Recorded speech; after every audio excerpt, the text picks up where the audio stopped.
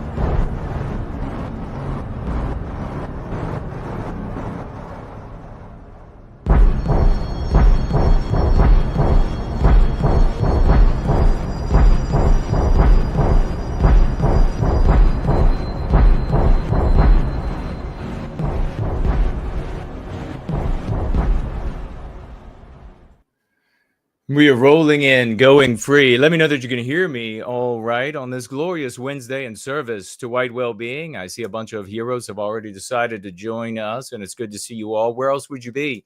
I mean, I've already taken a look around the internet at the clickbait right and the cuck right, and thank you for that, and everything else that's out there, and you're missing nothing. You could be talking about things like surviving the crash. I mean, get real, you fucking vegetables. Get real. There's not going to be any crash and of our society. And if it did crash, you're not going to be able to take over for our people. You're not going to be able to take care of yourself. much less be able to assert ourselves over the United States or the UK or whatever. Give me a break. Instead, you're here for the reality, and it's wonderful to be in service to White Wellbeing. You can financially gift while you are here at the foundation for whitewellbeing.org. You can financially gift on the app that permits you to gift in cash. At Subscribestar, I'll be keeping a look at that. At Entropy, aka Dude Bro Moment platform, at Odyssey, at Rumble, and yes, it is working, Premium Rumble, and D Live. And I'll be looking for all of you and let's make sure, is that working or no? Yes, no, yes, there it is. It is now working. And I'll be keeping an eye out for financial gifts across all of these platforms. You can also donate directly to the 501c3, the only foundation on planet Earth serving the well-being of white people, White Wellbeing, and doing so with receipts of how efficacious it truly is. Every single week, we're sharing receipts and testimonials, and at every level. So we are the only group. You can head on over there and make your donation. Please tag yours truly if you would like those funds to come to me. I deeply appreciate it. You can also head on over to knowwhyguilt.org, click on the financial gift tab. You'll see some cryptocurrency wallets, a snail mail address, and of course, the aforementioned platforms on which you can financially gift, as well as some others. And I look forward to your participation in service to White Wellbeing by way of those gifts and by way of your talents, your genius, your swashing, our swashbuckling generals coming together. I love it, doing a magnificent job promulgating the concepts and the dialectics that liberate our people. And we're going to be talking about some of those tonight, and again, demonstrating how right this lens is of the Go Free dialogic, how right it is, and how successful we are in predicting and understanding our environment with hordes of people against us just several months ago. What was it, February? Just several months ago, we had hordes of people against us when it came to what happened with Captain Rebecca Lobach. You ended up being 100% right. So if you have any questions or comments while we are together today, I want you to tag me as No White Guilt. You can do so on YouTube. I'll be keeping my eyes there. And also over here on the live chat on X, if anybody should care to chat over there, as well as Premium Rumble. But all of these platforms, you can tag me as No White Guilt, and I will see your comment, question, or concern, and I will speak to it. That's what we do. This is the Church of the West.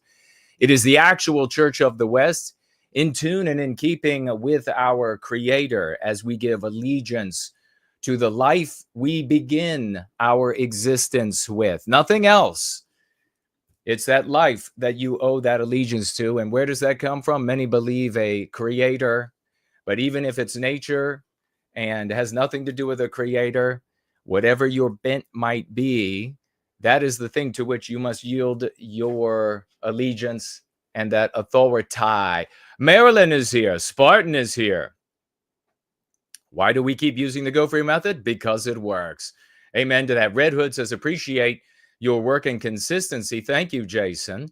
Thank you for that, Red Hood. I deeply appreciate that. Tree Godfather says, remember to recheck the tab audio that we're rolling, brother. So is this audio coming through the proper microphone this time? And we will indeed, when we throw the screen share up, make sure, yes, indeed. And thank you for that, to make sure we have the audio coming through on our screens. Nameless One says, we've got a problem on X, and we'll talk about that in just a second, brother. If you have anything that you want to share about it, though, give me a tag and share it in the live chat.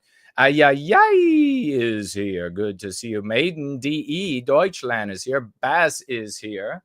Justin is here. Jay Bishop is here. Bobby Bowley. I'm not going to bother to tell y'all, remind y'all that we should share and we should give likes. It should be out of habit, but I will say that you should switch over to the live chat if you haven't already done that, so that you'll at least eliminate some of the censorship that the anti-whites at YouTube exert over us, because we have the message, the way, the truth, and the salvation for white well-being.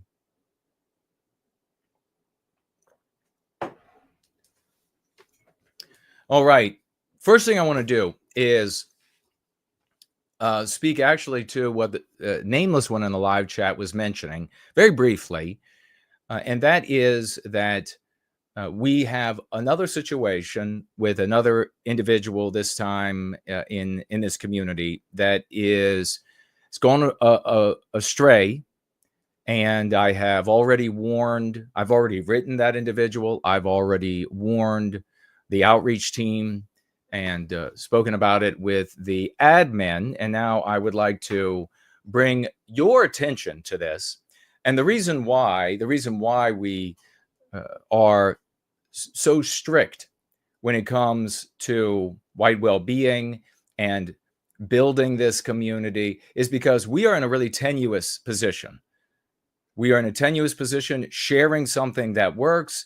It's very easy for people to go astray, especially when they have long-held habits.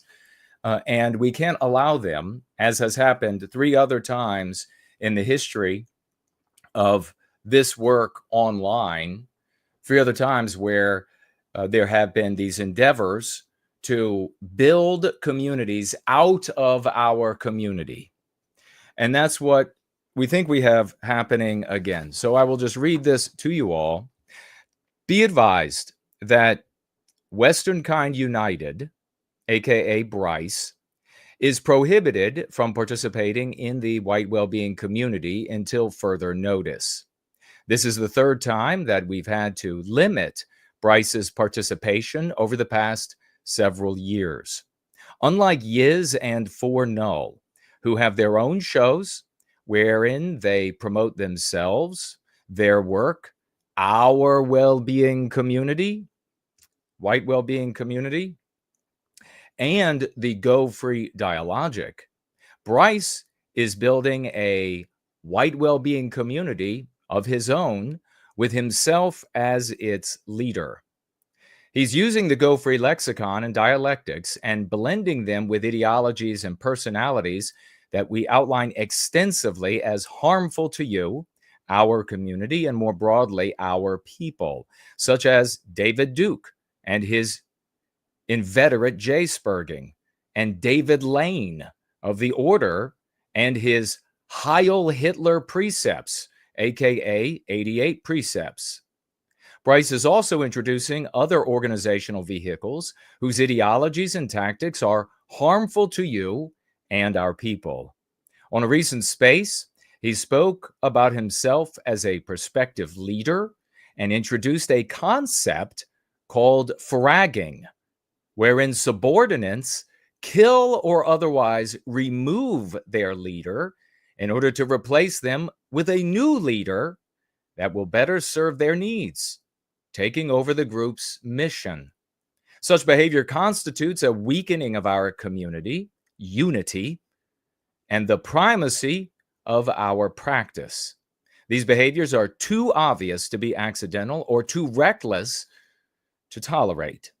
As a result, we have taken the steps to prohibit Western Kind United from participating in the white well-being community, and I have written him about this decision. And to further prove that I am correct in making this decision, he is currently streaming over our roll-in gathering tonight. So that certainly is not the behavior of someone who has been misunderstood or accidentally, etc. That is indeed the behavior, and we've seen it now. This is the 4th time, although he is solo, and the first 3 times they were groups of people. It may have ended up being where he would have had a group with him participating in creating a group out of our community. And that's what happened the first 3 times. This is the exact same thing. It's the exact same sort of arguments about our community, or you could make about any community in general, and how they could do it better, and these leaders could do it better, and they just need everybody to come away from the white well-being community. And so be advised, if you see this individual online and he is promoting something that he calls White Wellbeing Chats, because there is no connection to the work that we are doing here whatsoever. He's attempting to create his own community wherein he is a leader of this community, and that is divergent and destructive from the white well-being that we are promoting here in Love, Hope, and Redemption for the recapture of our destiny. And so now, enough of that, unless you have any questions about it. Otherwise, we will just move on. Tree Godfather says he'll send me a message about a conversation he had with him. And I says he's had 10 people on YouTube ask him what anti-whiteism means. Anytime I try sending them here, YouTube deletes the comment. It's still hopeful that it gains attention. Well, we have some videos where we talk about anti-whiteism. You could potentially maybe take that URL and try, or give the search term rather than a URL, because sometimes the URL is deleted by a channel holder automatically. So you could try the verbiage, the title, and the channel at which they can find the title of the video, the channel name as well, so that they could just paste it right into YouTube and pull up what you would like for them to see. Anti-whiteism is a perfect concept because of how easy it is for people who are brand new to the term to understand what it is. So perhaps these people are asking for a little bit deeper of a definition, and so then this would be an option for you to try to provide them with that. But yeah, anti-whiteism in and of itself has been magnificent for me over all of the years, and it's why I decided to stick with it from the very beginning, even though I was attacked for doing so and told it was lame and that nobody would ever use it. And these are supposedly the ones who care about white well-being. But thank you for your swashing, my good brother. Samuski says, I'm glad you warned us. I've been in several white well-being chat spaces on and off, but I did not catch on that he was creating his own thing, subverting this here. Yeah, it's really fundamental when the constructive behavior for the work we're doing here sounds like what Yiz and Fornull does. They're promoting themselves, they're promoting their work. They talk about our white well-being community. They mention the practice of Go Free. They talk about me and the creation of that practice. They talk about my shows and when I stream. You don't get this sort of impersonation skin suit behavior.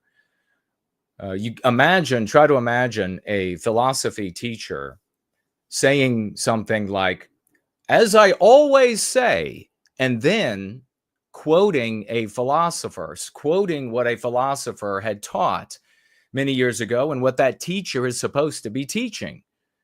Instead, just saying, as I say. If I've said once, I'll say 100 more times, and then say that thing as though it has nothing to do with this community. It has nothing to do with coming out of. Now, if you are out there and you are sharing, you're teaching these things, these different concepts to people, as a professor in a classroom, will reference the works, they will reference the school of thought, and they will reference it, as we are taught in Go Free.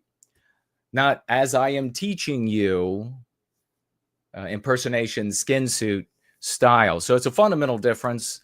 And as soon as I was hearing it, I heard what I've heard before in different efforts to subvert the community, and in spades, actually. It was in spades. Everything I heard, it was like no question, over the top, in spades, no question what was happening. So, for example, when I traveled, and then we're going to move on, I'm going to tell you about a very exciting dinner I had the other day with one Biospirit of the West. Yeah, can you believe it? Totally epic. And I'll get to that in just a minute. He and another great champion. We had a wonderful time together. What splendid fellowship. I wish everyone could have been there. Everybody could have been there with us.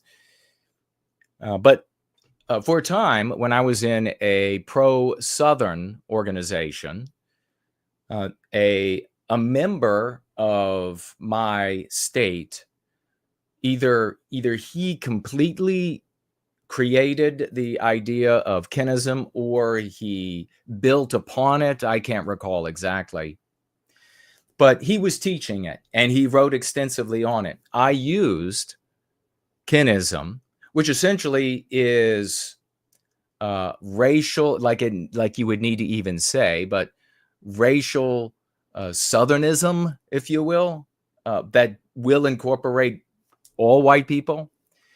I used this doctrine as I traveled around the state, speaking about the welfare of our people and protecting us from our victimization and bringing people into that organization that I was a member of.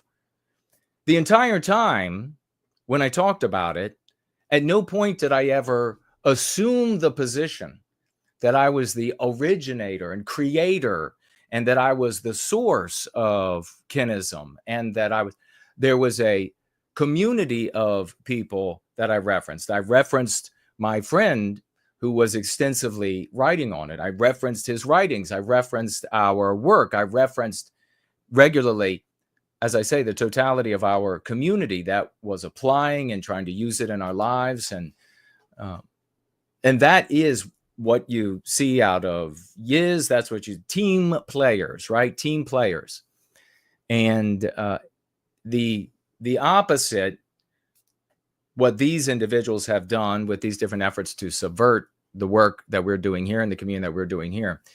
So I would have had to go out and say to these folks, speak as though I were the originator of kinism, and not talk about that organization that I was a member of and juxtaposition it maybe with others and say how much better it is, but instead talk about how I could do so much better if I were in charge. And that can be to different degrees. It could be like a gentle implication, and it can be all the way up to just like outright saying it.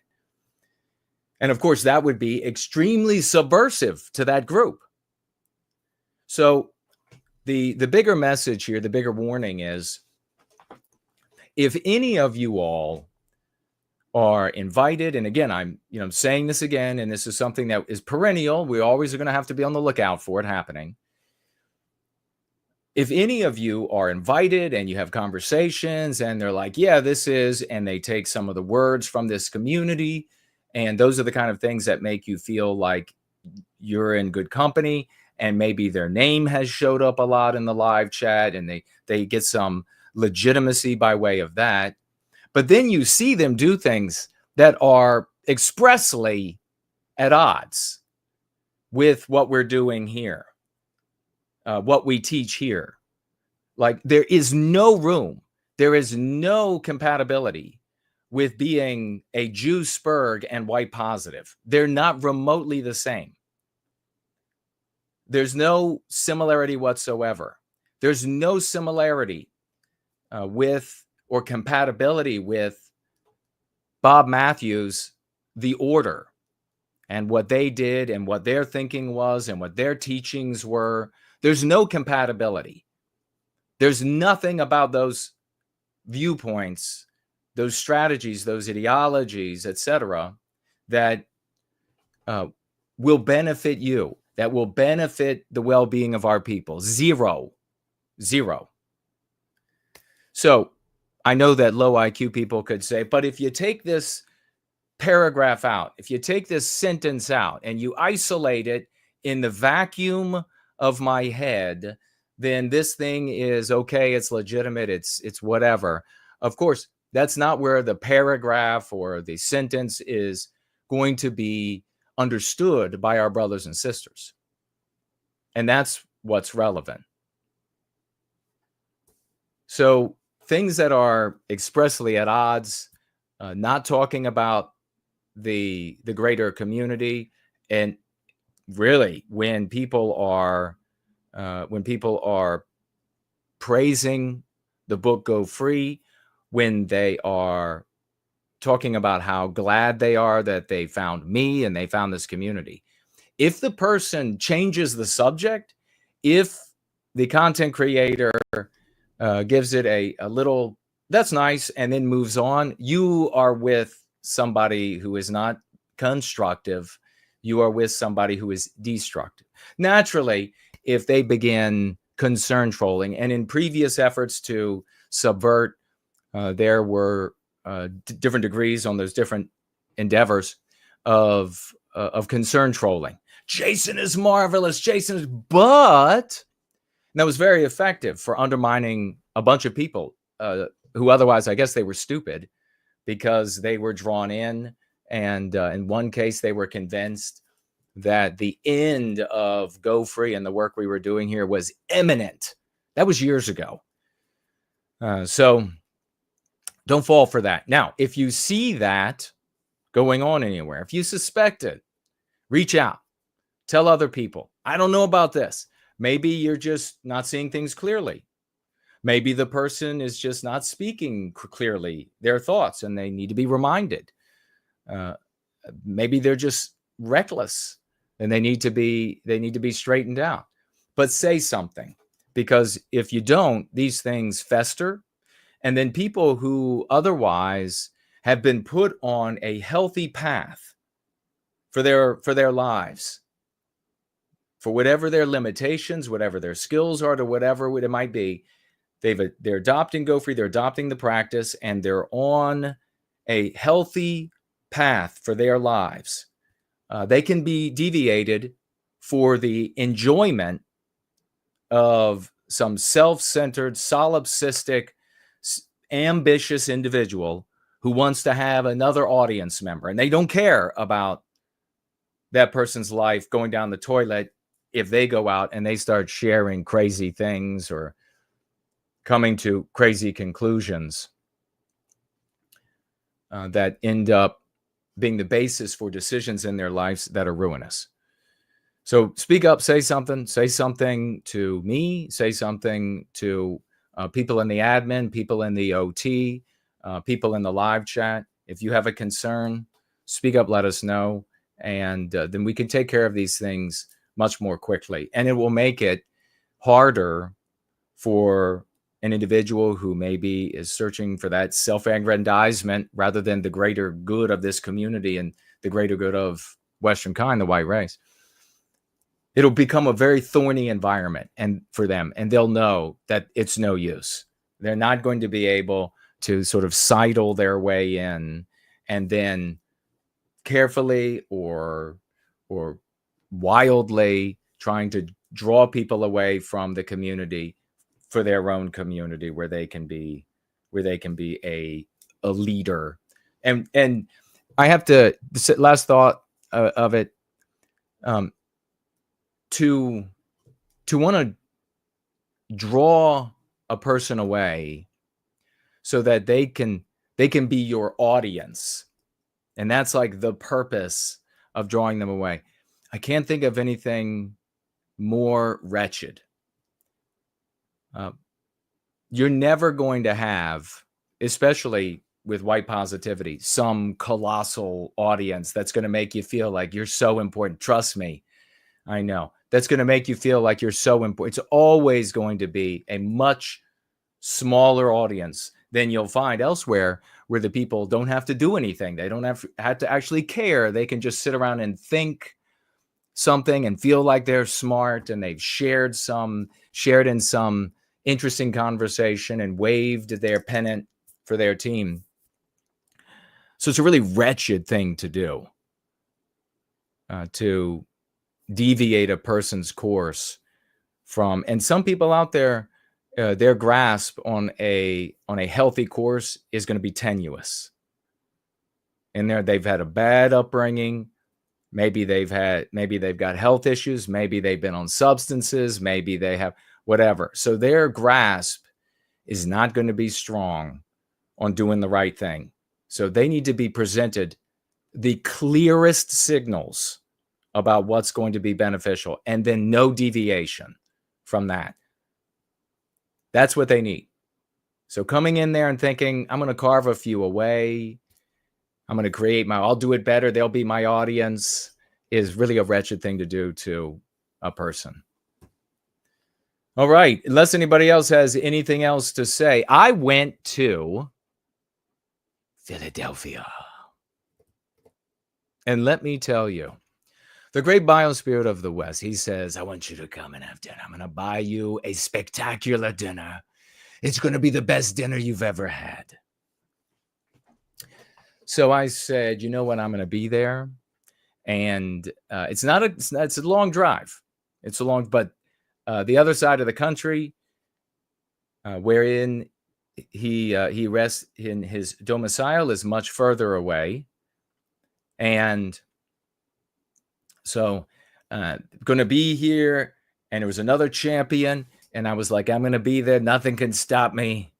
Not even the wretched anti-white, non-white, and actually in Philadelphia, a lot of white anti-whites. In fact, maybe more anti-white whites than non-whites. Not even the hordes of this stinking, rotting, fetid, fly-consumed mess. Not even they could stop me from getting in there and having a glorious brotherhood. And so, yeah, I took a drive up, and it's a long route. And nevertheless, I got up there, and there was some moments of traffic, some touch and go, and I hope I didn't get any tickets along the way.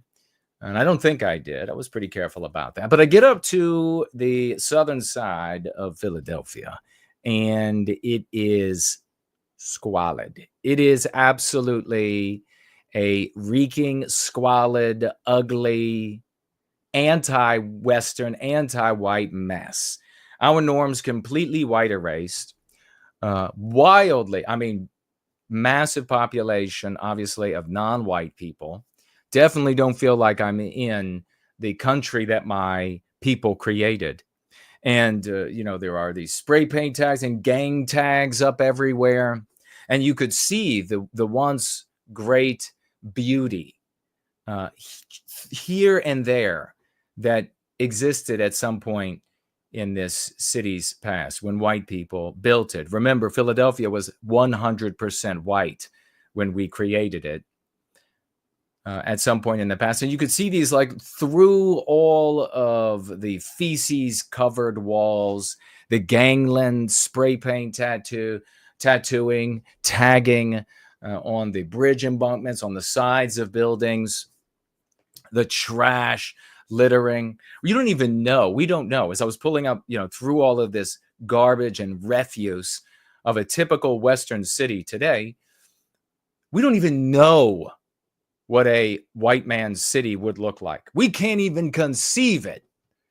We can't conceive it because we have been so white erased.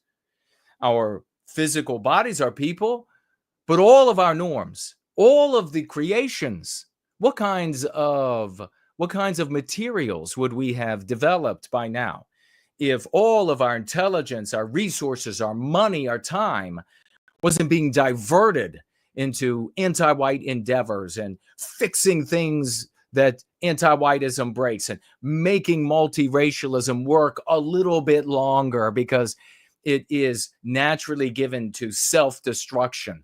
What kind of materials, what kind of architecture would we have today if we could give vent to the biospirit inside of us, the instincts inside of us? And what a contrast, because the good Lord had gifted us with a beautiful day, a blue sky, puffy white clouds here and there. No exaggeration, 75 beautiful Fahrenheit degrees with just a slight breeze. It could not have been better. And then you are in this fetid, squalid, putrefying, and that really is the word, putrefaction.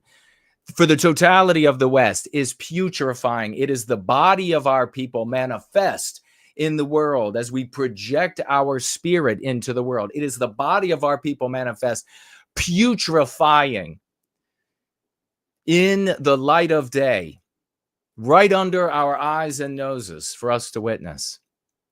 And so many people, we've grown just accustomed to seeing this, to knowing it's going to be like this. And it's happened so slowly, although in historical times with extreme rapidity. It's happened so slowly that we barely notice. And then we're often confused because maybe this couple of little blocks here will be gentrified. And of course, what's that mean in the anti-white narrative? That's something immoral. That is when white people go in and they clean up in it. What is cleaning it up? It means making it conform to our norms. Again, reasserting our norms. In these couple of blocks, they'll do that here. And that'll be a little nicer for a couple of years, maybe a decade. It'll be a little nicer before the rot creeps back through those streets as well, those blocks as well. So most people don't have eyes to see this. I know that you do because you're going free.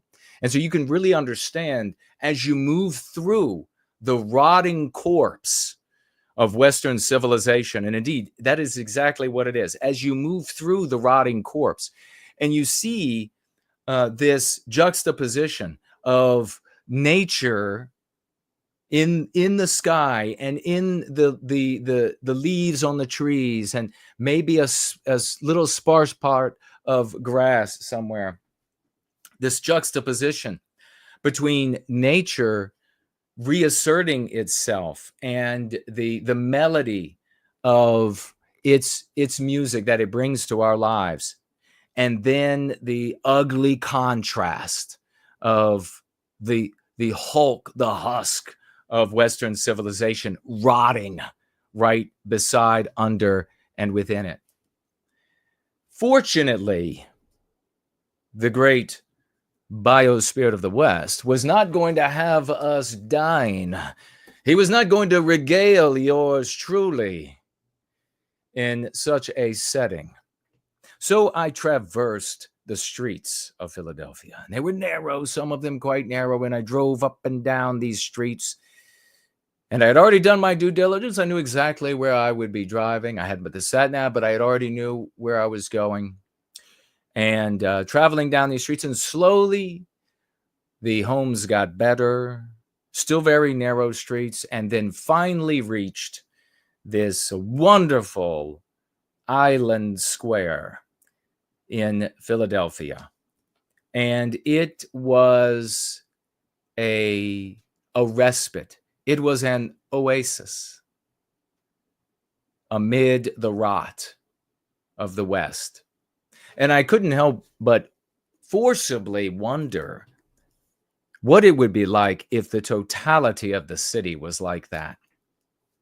And of course, the anti-whites will tell you in the anti-white narrative that it's not because you awful white people.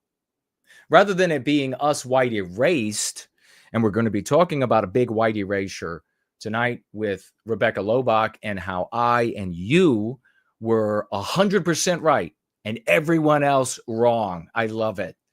I love that we can do that for each other. But I traveled in and I saw this beautiful, and I went to the parking garage, and an individual, a character, we shall say, comes up, and he mistook my vehicle for a type of vehicle that is much more expensive. God in heaven, I would have owned one of those if it weren't for anti-whiteism in the world today, and maybe even still would have owned one, even with anti-whiteism in its place, if I hadn't dedicated myself to all of you and the well-being of our people and picking up our downtrodden, setting them on the path to the sunrise in the West for themselves individually and ourselves collectively. But I suddenly had the feeling that this guy is going to be, he was kind of a dead ringer for the guy at the parking garage on Ferris Bueller's Day Off. If you remember in that movie, Bueller was like, and this is a great joke. You couldn't tell this joke nowadays. Bueller was like, do you speak English? And he said, what country you think this is? Couldn't say that now. But I had this vision that this guy, as I'm with West, this guy's going to be launching over the hills in Philadelphia. Having a blast. Left the car and headed over to this park. And it was stunning. The grass was beautifully green and manicured. The trees were aged and filled with their leaves that were singing to the wind blowing through the leaves and branches. But there were ugly people, lots of ugly people. Philadelphia seems to be filled with more ugly people, especially ugly white people. I couldn't believe it. I feel like when I go to a city, the city owes me a toll.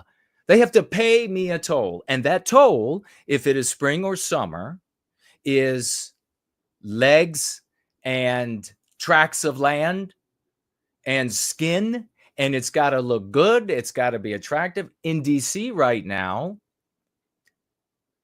if and when I have to go into the district, it is dirty and cramped and dangerous, but at least it pays the toll to Jason.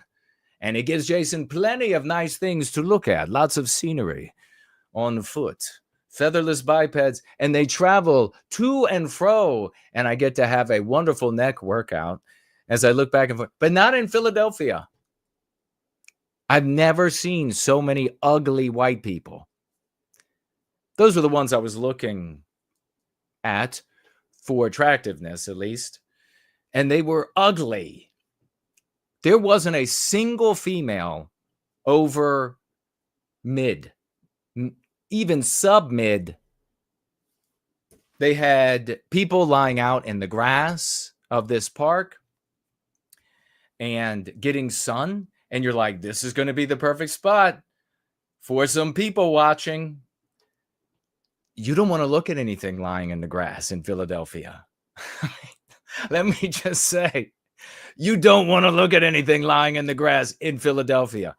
I feel like it's got to be the ugliest city in America. It may well be.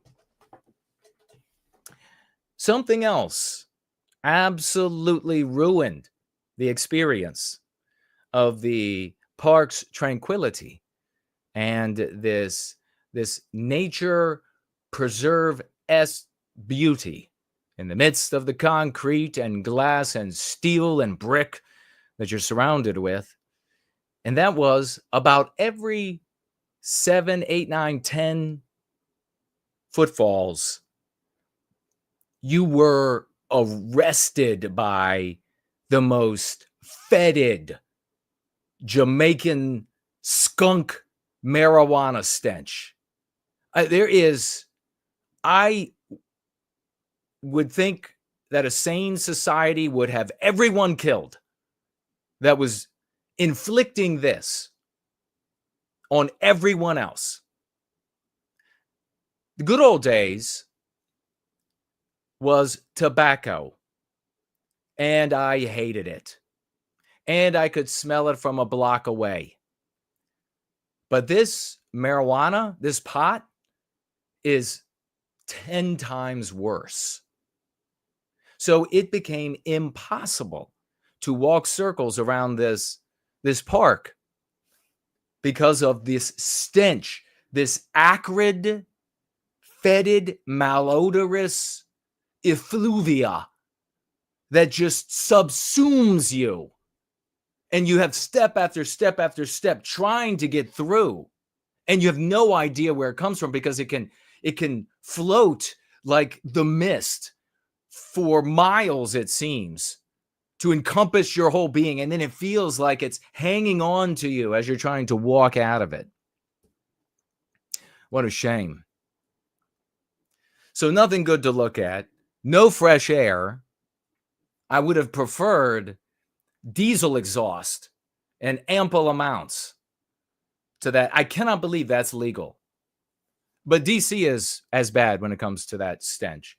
But I just cannot believe, and everyone out there who is a marijuana smoker for leisure or for pain or whatever it might be, go into your private residence, open a hookah bar where everybody in there can smoke pot and inhale that shit and enjoy it themselves. Fuck you, ruining the common areas with that. Fuck you. Because if you're allowed to ruin the common areas in the West with that, well, then maybe I'll find something to ruin it for you. Maybe if I'm the average guy, I don't want to smell this everywhere I go. So maybe I bring, I don't know, we break out the boom boxes from the 80s again, and we start to blare it at full volume at your fucking face. Maybe I do that. Maybe I subject you to cherry bombs going off. Maybe fire, those are fireworks for those who don't know. Maybe I subject you to the stench of feces. So don't come to me. If you are so selfish that you want to be able, I just want to smoke it in public and ruin the environment for everybody else, then fuck you. I hate you. And if I had the opportunity to ruin the environment for you, I will. Know that. That is how we should behave in the West. Fortunately, dinner time came, and it was a magnificent restaurant, and the weather was so beautiful. The walls were opened on the restaurant, and we dined, and we talked about the entire time. We talked about white well-being. Imagine that. Also, this I want to say before we proceed to the question of the day and our news items, and we're going to zip through them. I want to say this. Our waiter was a white man, a completely normal white guy, totally normal white guy, maybe like in his 30s. This is what a proper waiter is supposed to be. This is the gold medal winning. This makes being a waiter a life, like legitimate life profession. This is what it would look like if our norms hadn't been white erased. The guy was amazing. How many times have you gone someplace where the wait staff were such consummate professionals that you were in awe, that you've never experienced a waiter before? Let me just tell you. So what does it mean, right? First of all, the guy, a normal, intelligent white man, spoke obviously perfect English, understood everything that he said. Everything was enunciated beautifully. He understood everything we said perfectly. No miscommunication, no nervousness. I don't have to feel the nervousness of trying to communicate my ideas and thoughts to somebody who, even if they're well-meaning, can't read me, can't read what I mean by what I say. All of these, it seems, like infinite number of details that we can't consciously fully encapsulate when we try to articulate the feelings and the outcomes of something that really matches our spirit and our norms. It was all there. All the pistons were hitting with this guy. You ask a question, it was every time a lucid, smart, friendly response. I legitimately came away from there thinking being a lifelong, for your profession, waiter is a legitimate thing if that's what it looks like. It's like an actual thing that people could aspire to be. Truly remarkable. Here's where it gets really amazing. And I can't go on much longer about it, except to say we were very productive. It was in good cheer. We were optimistic. We were not Pollyannish. We were focused. We had tons of laughter. This is what white positivity is. This is what it is. And this is what it never has been anywhere else in the white sympathetic sphere. For 3 decades, I can tell you, there's laughter all right at those events. There's laughter that is not associated with what brings you all together. There is gallows laughter when it is something that is associated with what brings you together. There's lugubriousness there. There is felicity here. When you have success, when you have these victories, when you can build upon momentum, you're able to be buoyed by all of that. And I wish to God that we could convey all of this to all of our brothers and sisters around the world who are worthy of knowing that we and the Go Free practice exist, because not everybody is worthy. I wish I could convey it. Truly, truly different. Here's the other thing I'm going to say about the waiter, and then that'll be it. You have waiters that will come around and maybe even the right amount of time, roughly whatever that might be, to see if you need more, how's it going. They suck compared to this guy.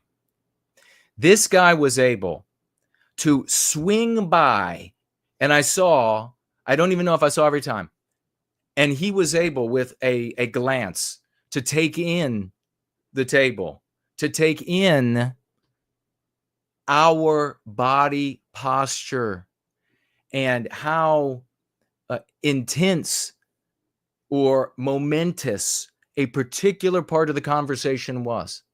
And I could see him recording that. This guy come by, bing, he can see there's another drink needed there, but not right now because of that moment of the conversation that they're in. And then I could watch as things relax a little bit in our conversation, he arrives right on time and knows exactly what needs to happen. This really is what our world would be like. Could you imagine the wait staff is this professional everywhere you go? Because that's our norm. Because every ordinary white person is going to strive to be that norm for their job.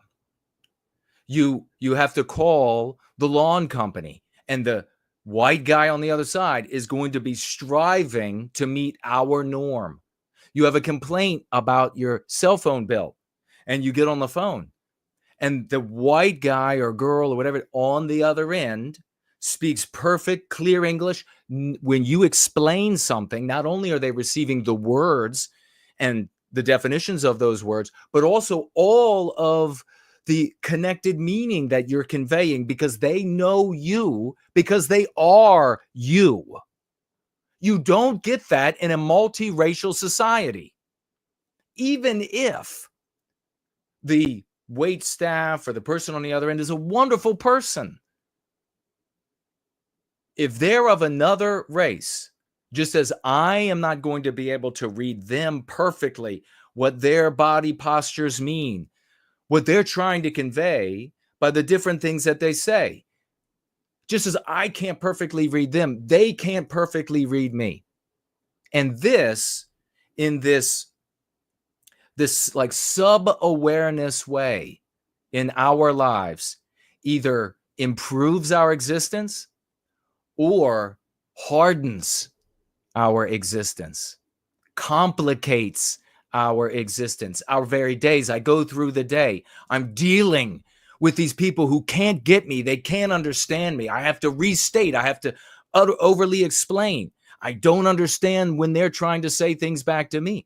I talk to people at the doctor's office. I talk to people at the metro. I talk to people at the airport, and they don't get me. I don't get them. By the end of every day, I'm crazy with just trying to get through the day of communication. Life should not be like that. We should not have to live like that. I don't want to live like that. I want to live so that my communications are like the communication I had with this magnificent waiter the other night. And as I say, big thank you to the great biospirit of the West and the other champion that was present. It was a truly remarkable thing. And I hope every single one of you get an opportunity just like that, maybe with one of us in the future, to participate in a magnificent meal. First question of the day, the only question of the day. Have you ever wished you could give up some of your intelligence to be more attractive, and why? Have you ever wished you could give up some of your intelligence to be more attractive, and why? Tag me as No White Guilt if you have an answer for this.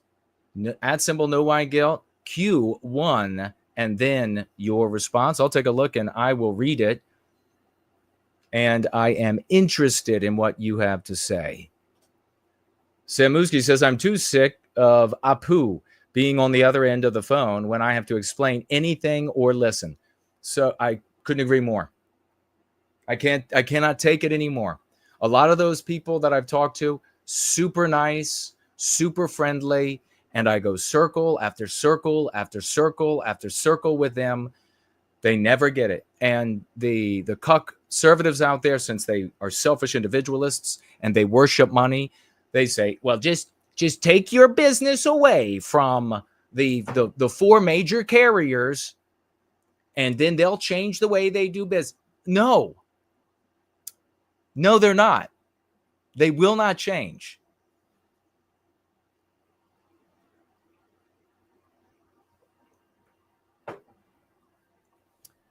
Tree Godfather says, question number 1. He says, being I'm ugly as friendship, absolutely. Awesome, brother. Awesome. I've wished it.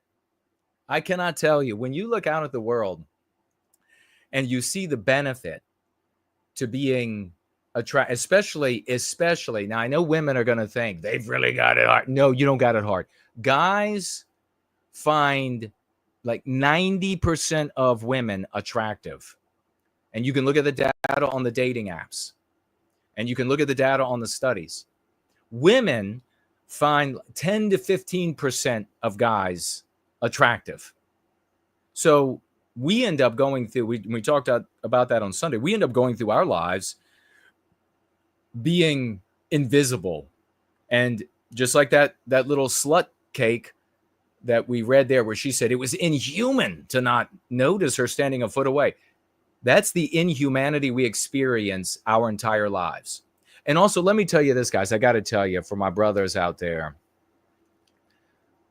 do not think that getting into bigger and bigger shape, bigger and bigger muscles is going to help in that regard. It does not.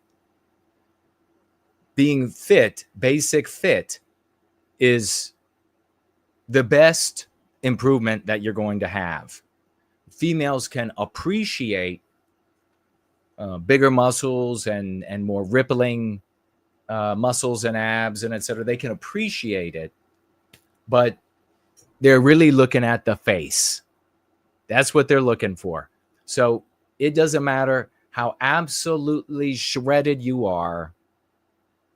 If your face isn't there, then you're down the list. You might be number one in the group of the uglies, the rest of us, that are not going to get the attention, or near the top, but it's not going to push you over. Rest assured, and plenty of other guys will tell you this that have spent lives in the gyms. We end up getting tons of compliments from other guys. I get lots of looks and compliments from guys. I just had a guy compliment me, and I'm not even talking about my two neighbors. Just had another guy compliment my physique.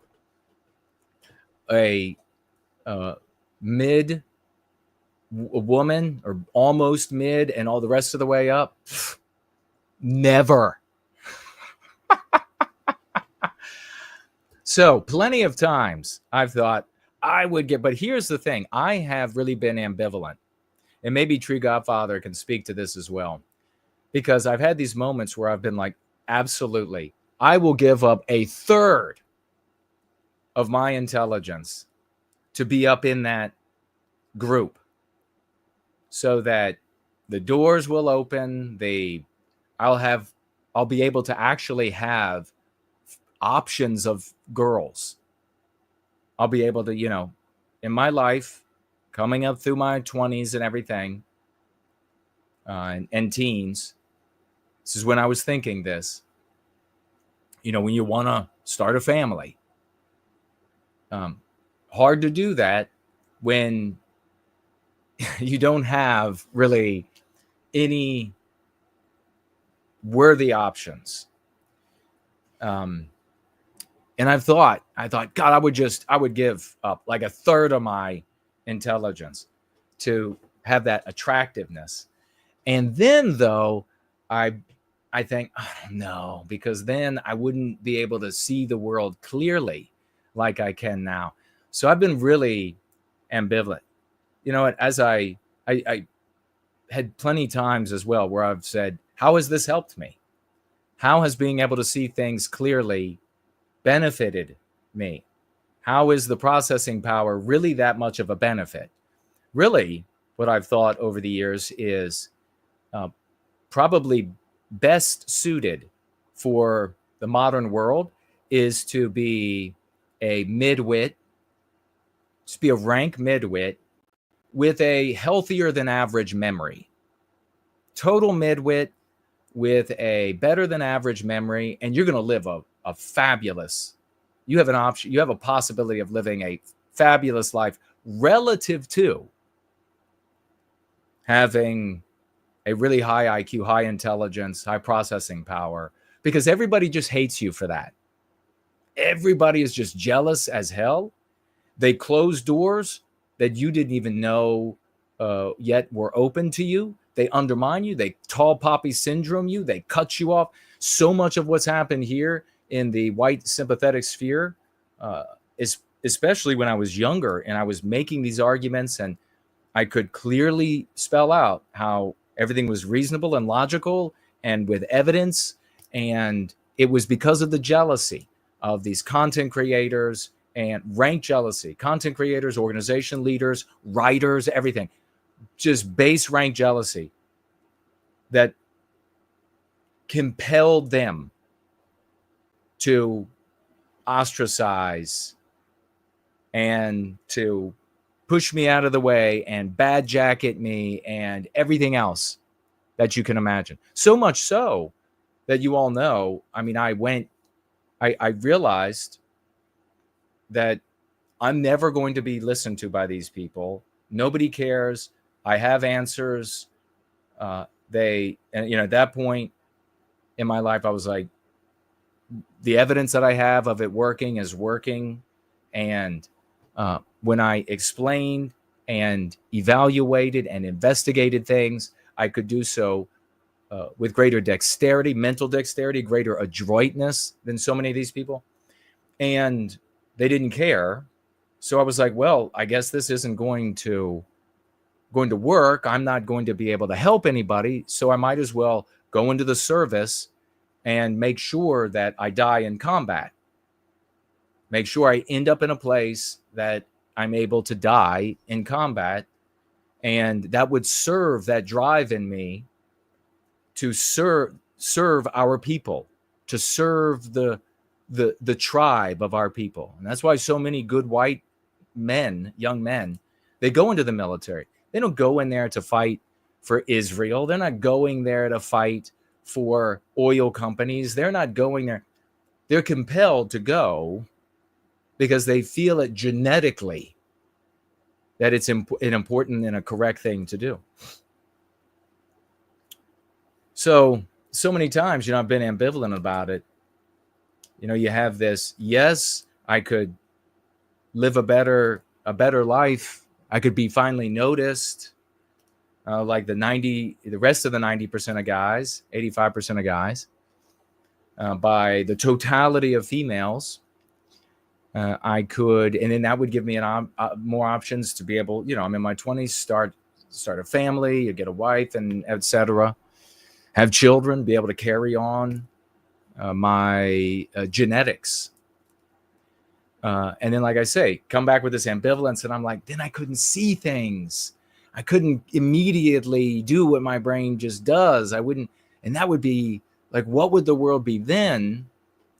But then, of course, realizing, well, this is just being able to see, being able to understand. It's just caused people to hate me.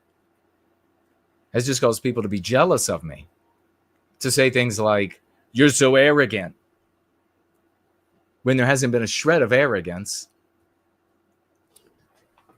just being right. So was I arrogant about Rebecca Lobach, or was I right? Well, a lot of these others in the white sympathetic sphere would say arrogant, but I'm right. So it is what it is. What has been your struggle? Have you, and some of you girls out there, did you want to, whatever your intelligence level is, did you ever think, I'd rather tick it down a few times and bring the looks up a little bit? Run in fear, Ivan is here. Make sure you tag me with your answers to that. Ivan says, Ivan would 100% do this. Ivan has a very high IQ, which is a curse and of itself. And Ivan looks like something that crawled out of a sewer. This the sad thing. Well, first of all, you got to like guys, like both of these guys that are saying, but the sad reality, if you're a guy and you're not in that top 10, 15%, you might as well be looking like we all came from the sewer. So at least among us guys, we can sympathize. We know. If you're not one of the pretty ones, we know the life and any guy that is saying that's not his life, it's because he's very insecure about that being his life. Attractiveness leads to success in life, while intelligence only leads to stress and misery. I think there's a lot that Ivan just said there over on Premium Rumble. What do y'all think? I think there's a lot of truth to that. And high intelligence can lead to just a lot of stress and misery. In fact, I remember years ago reading about the very high percentage of high IQ people who kill themselves. Now, we're not going to fall into that trap because we have white well-being. We've got something to live for, even if it's a struggle. But you could imagine what life is like otherwise without having a purpose. Let me see if we have any other. Got to refresh that over there. It comes in clear, but live, but then okay, so there it is. Working. Let me check over here real quick and we'll move. Craig says, I tagged you. Wasn't a direct yes or no, but a story which I think answers the question even better. The question of the day. Okay, let me scroll back. Remember to have your live chat on. We have 4 nulls says no. never considered that he would trade his intelligence for his looks. I was able to attract who I wanted with humor and charm. Yes, my friend, but she's a special lady. I mean, there are very few ladies out there that are, but he says, able to attract who he wanted with humor and charm. And you can see this, of course, the great Fornall, he's got quite a marvelous personality. So you can see. He says, having a good job, a car, and my own pad, being a musician, etc. But she was not a groupie, though. She was not. I mean, you could. I mean, if you're a musician, you could find yourself a groupie. But the great Mrs. Fornall, she was not a groupie. And I don't know that you'd want to marry a groupie, per se. They're not, maybe not exactly the most stable.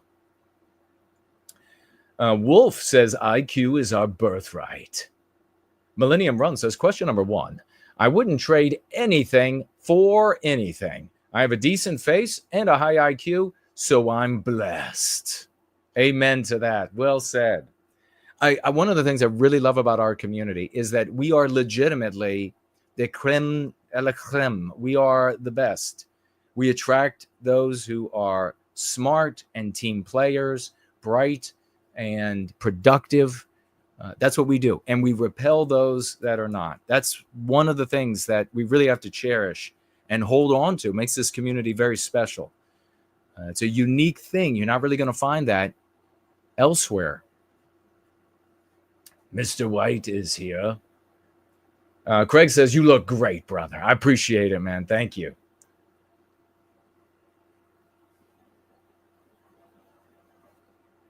Let's see here.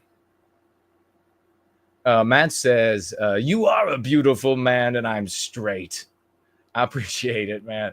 I wish that we're, for us guys, we don't necessarily evaluate what a female will say is worth her attention. Because I can assure you, I could walk down the street with Ivan Zaharov. We could have a space between us. We could have like 20 yards. And Ivan Zaharov that says he looks like he crawled out of a sewer. And then me, and then the Tree Godfather. And it's going to be the same reaction. It's going to be the same reaction. It's true. It's true. Oh, Ivan answered over here too as well. Thank you. All right. Remember, tag me as No White Guilt if you'd like me to read your response. Logan is here. Logan says, brilliantly said. Logan is a smart person. Thank you, brother. Thank you. Yep, I knew she wasn't. The great Fornall chime. She's not a group. Definitely not. Yeah, she's a good lady. I don't see Craig. Was it up further? Can you copy and paste it? Tag me again, brother. Copy, paste it, tag me again. Cockatoo is with us today. Hello, Cockatoo. Cockatoo. The Great Slots is chiming in on the question. And remember, the entire time we're together, you can chime in on this question. Let's get to know each other. Have you ever, maybe you're considering it for the first time. Maybe you never thought of it. And now you're like, would I give up some IQ points? Would I give up some IQ points to be more attractive? He says, question 1, I would choose moral courage over intelligence. Very well said, and a great insertion into the question. He said, that's the nearest struggle I've had to this question. Moral courage over intelligence. So he's saying not more beauty, but the moral courage. He would consider taking away a little bit of intelligence to have more moral courage. Very well said. Interesting. Great twist on the conversation. Some females at work wouldn't stop harassing me for kindly rejecting them, says Craig the man. They did this for weeks. At work, they wouldn't stop harassing him. I have never had, at least, let me clarify. When it comes to women, when they get to a certain point, and we all, I guess, appreciate this to different degrees. When they get to a certain point in age, and it usually occurs after 25, before 35, or by 35, the modern female, they begin looking for the analogs to the pretty face. The analogs being money, resources, stability. All of a sudden, when they have concluded, I'm not going to be able to hold on to the prince, and he's just going to keep flitting about from one rose petal to another, they decide, well, I better have, if I've got to have one of these other contemptible beneath me, if I got to deign to be with one of these other guys, then he should have money, he should have stability, he should be a nice guy, he should be able to be a nice father. These are kind of thoughts that should be in the heads of our young women, and we'd be a much healthier people, but they're not there. They're absent. And there are many reasons for that. We're not going to go into it. We don't have the time tonight. So as women reach these points, you could have a woman that gets into these ages and reaches these points who are still, very good looking, but when it comes to their sexual market value, that has diminished quite a little bit. And it could be for various reasons that even if they're still fabulous looking, or, they are maybe still maybe your equal, your peer pair on the ladder of looks, they're now looking at you because their sexual market value has dropped. And what are some of the things that causes it to drop? Age. If a guy marries such a woman when she's 22, 24, 25, he has lots of years of her still looking like that. If he gets with her much later, he's got very few years left with her looking like that. That's one way that the market value drops. So here we're not talking about value as a person, and intellectual value, educational value, emotional value, not talking about any of those, talking about sexual market value. You also have, of course, the ubiquitous body count. And, the more bodies that are there make it more difficult. If that lowers the sexual market value. So it is what it is. Now, once that happens, then these females who would have ignored you when the sexual market value is higher, even though their looks maybe haven't changed that much, their time left with those looks has, and maybe some other things had lowered the value, and now they're willing to start coming on to you. That's how the world works.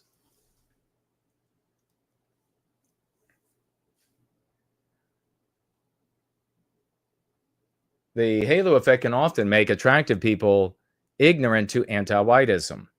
Everyone treats them well, even though those people may be vehemently anti-white. Yes. And you need to be like me, though. If they're anti-white, even if they're really good looking, you just have to put your foot on them and push them out of the car.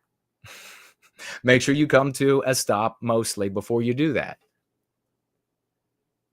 They are infected with anti-whiteism and pretty sure they are both non-white anyways. Oh boy, that's awful. Sorry to hear that. He said, how do you know I'm not a prince? I don't. I'm speaking for the 90% of us.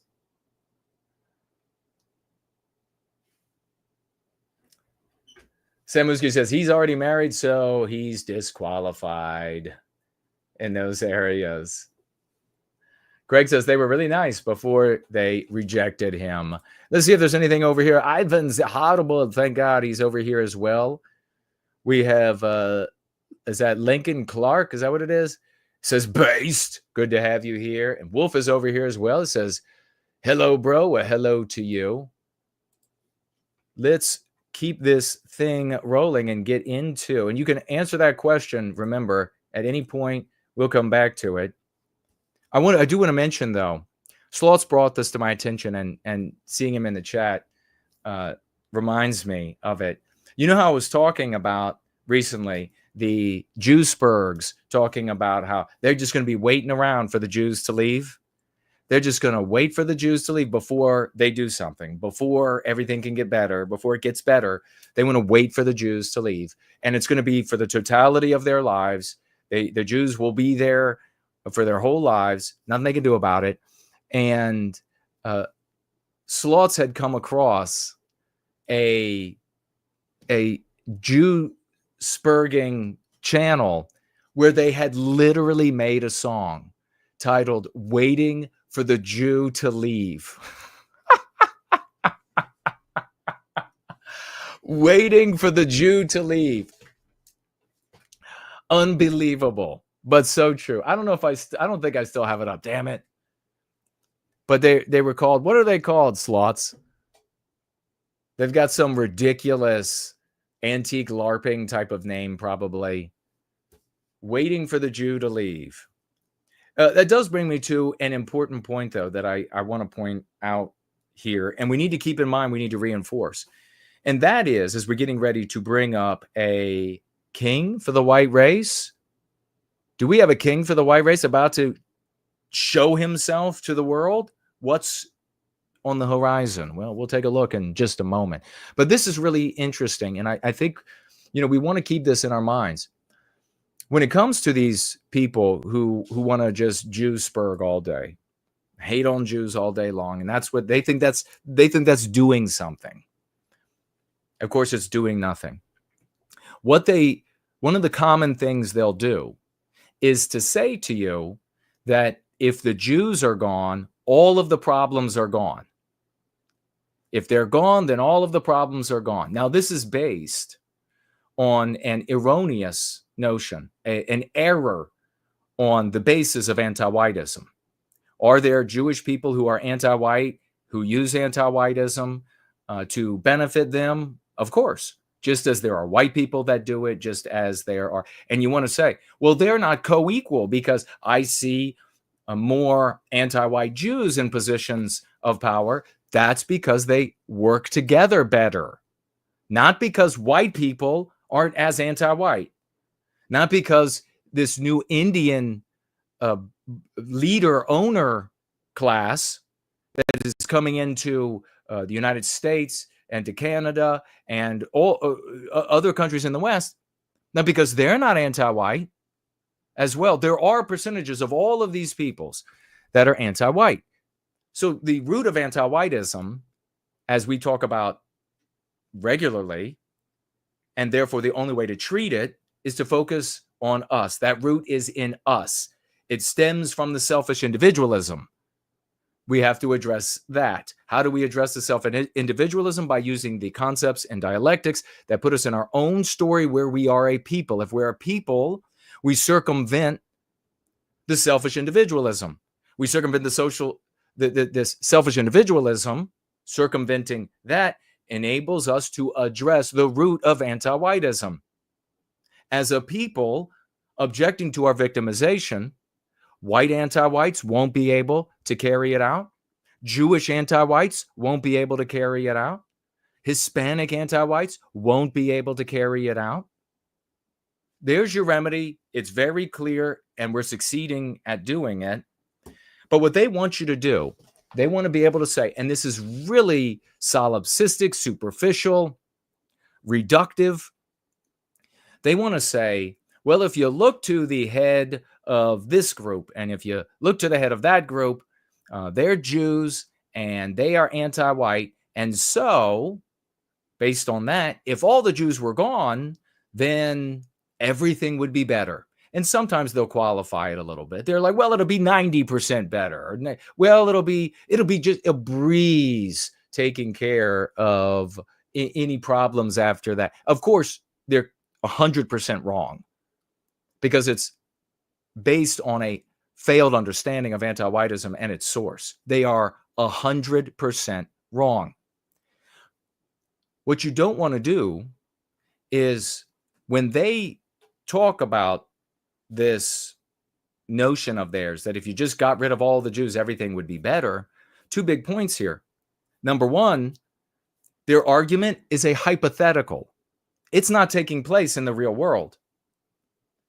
It is a hypothetical that is informed not by the real world and the data in the real world and the real source of anti-whiteism as an ideology in the bodies of people of all races, stemming from the selfish individualism of the white race. No, it's not informed by reality. It's informed by the fictions in their own head.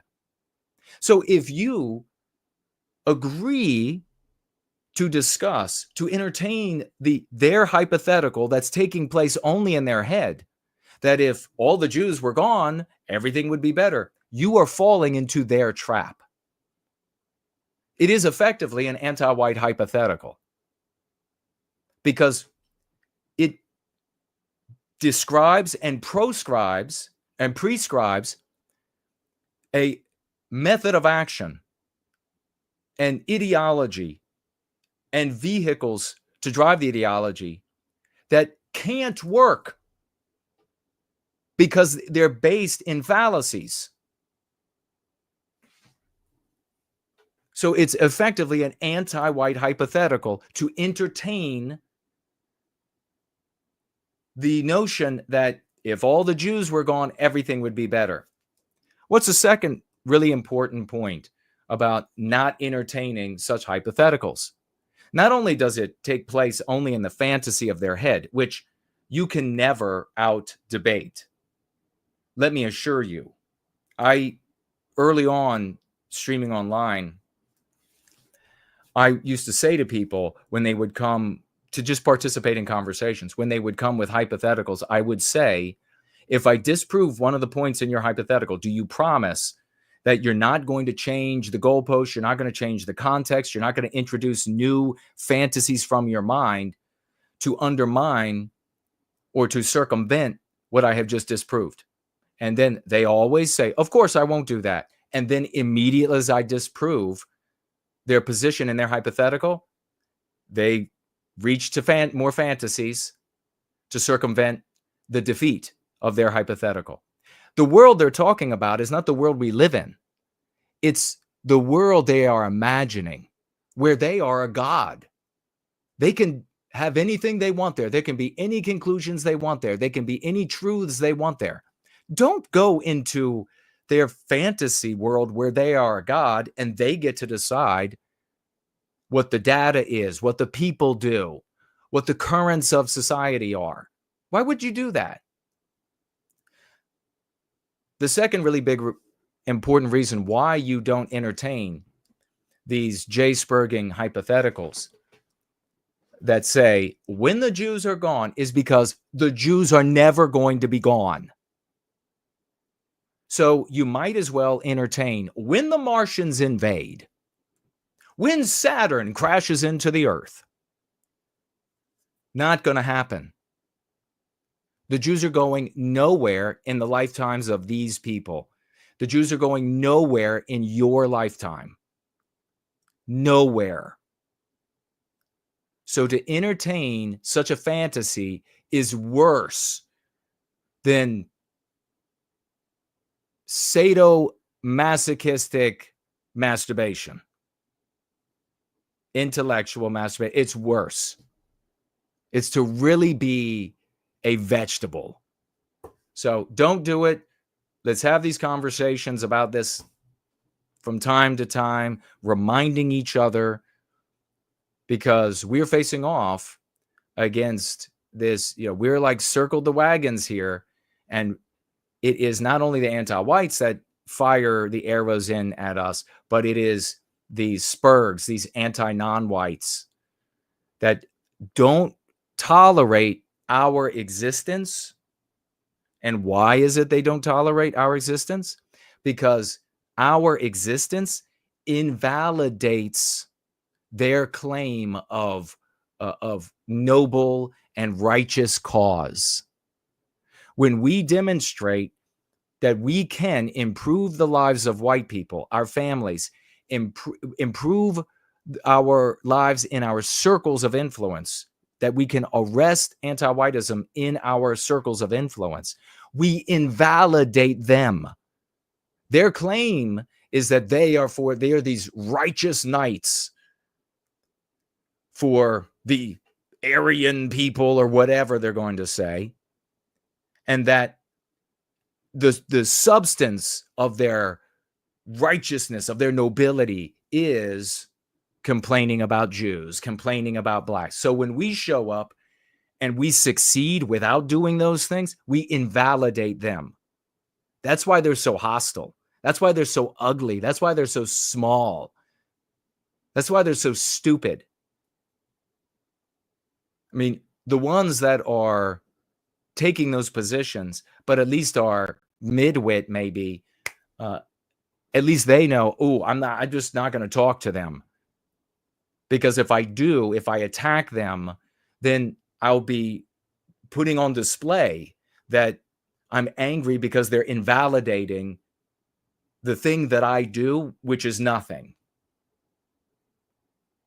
You know, the grift that I have going on, which is not. So you want to know why, again, these content creators, they don't want to interview, they don't want to have a conversation about our approach, which is clearly unique, which is clearly interesting, a subject that would warrant interest from an audience that is ever hungry for something new to talk about. Why don't these content creators, these webzine editors and et cetera, why don't they want to talk? Because we invalidate them.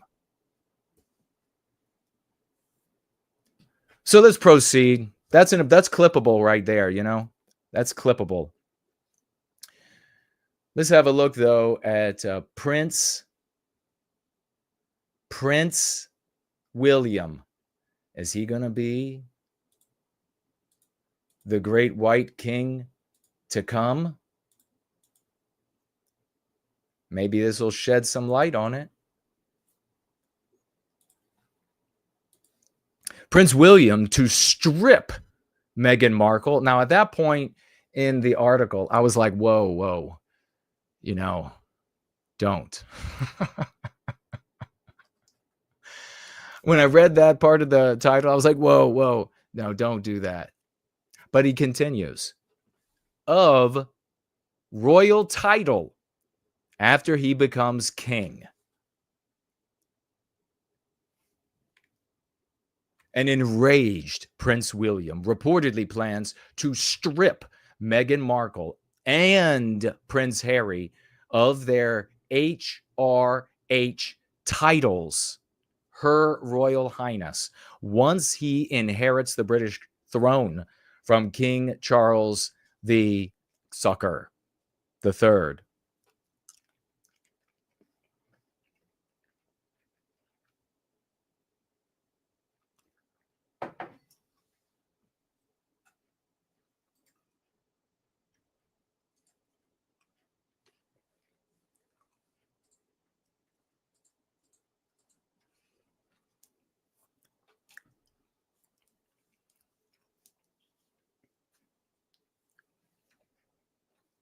Charles might be happy to put up with this, but William won't, a royal insider told the Daily Beast, reportedly referring to Markle's use of the HRH title alongside her lifestyle products. I mean, doing nothing for the stereotype of classless entitlement in these people. I remember when Prince Harry, and we were talking about this, had a hilarious show on PWR when that show used to be good because I was there.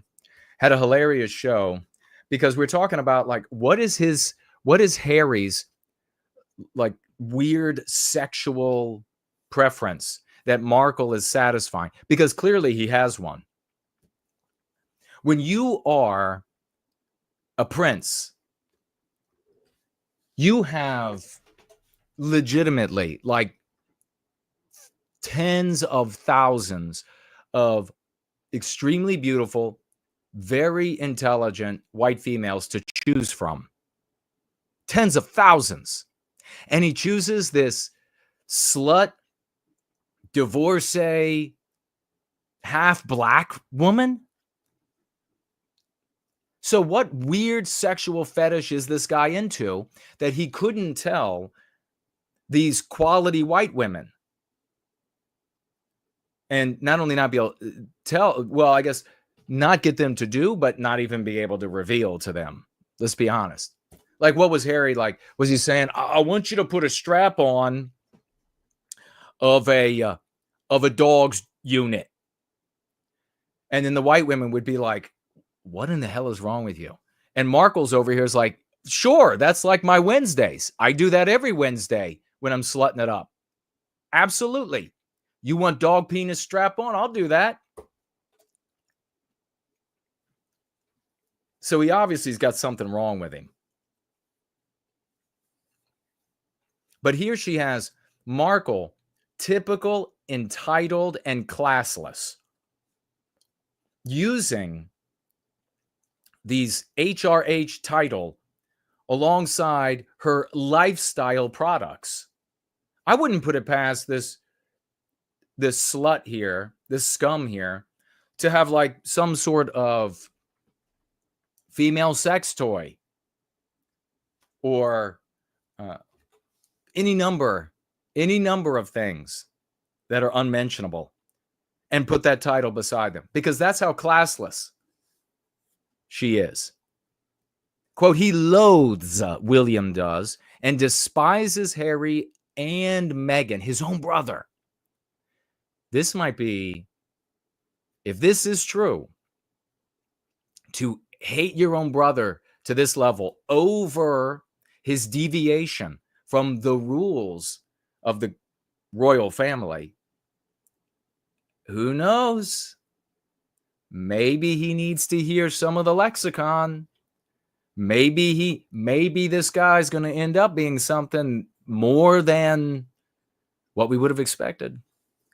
He loathes and despises Harry and Meghan with every bone in his body. He believes they have betrayed everything the family stands for, and the idea that they are using their royal status as a calling card will enrage him.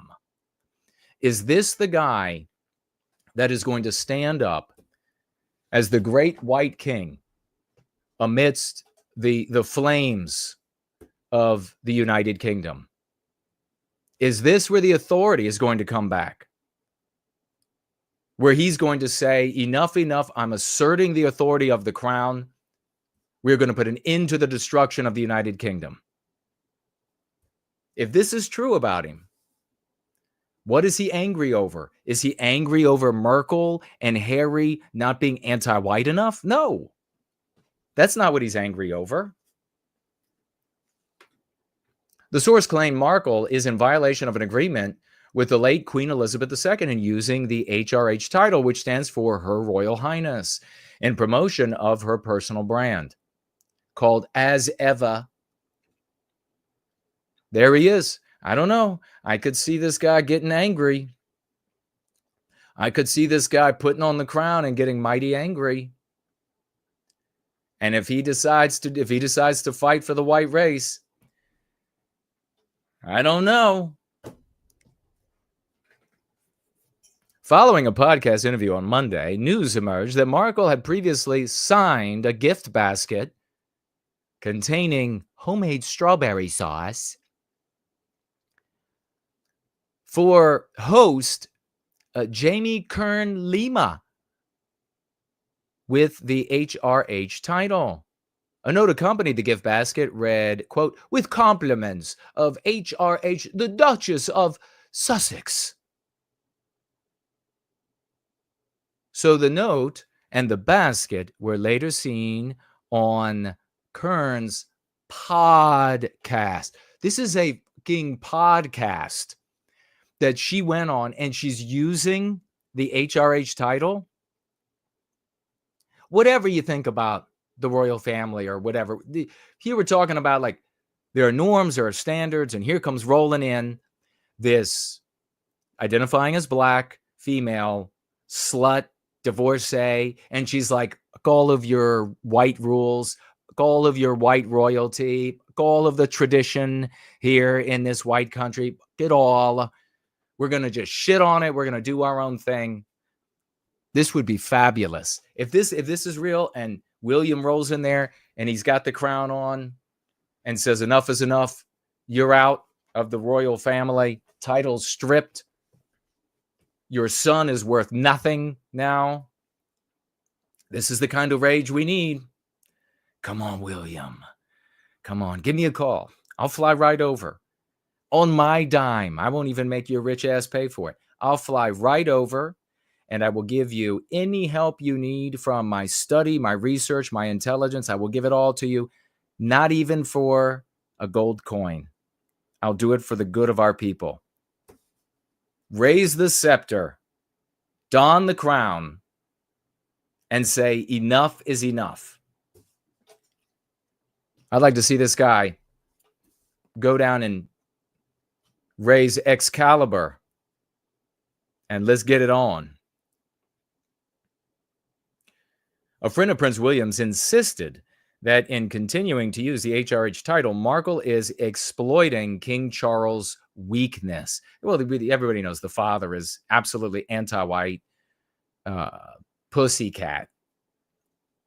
Charles has completely lost control, the insider said in part, adding that it's apparent that the Duke and Duchess of Sussex have every intention of making his final years a misery. Well, I'm a little excited. Not a lot excited, because we don't believe in the, is he our guy? Like, we don't do that here.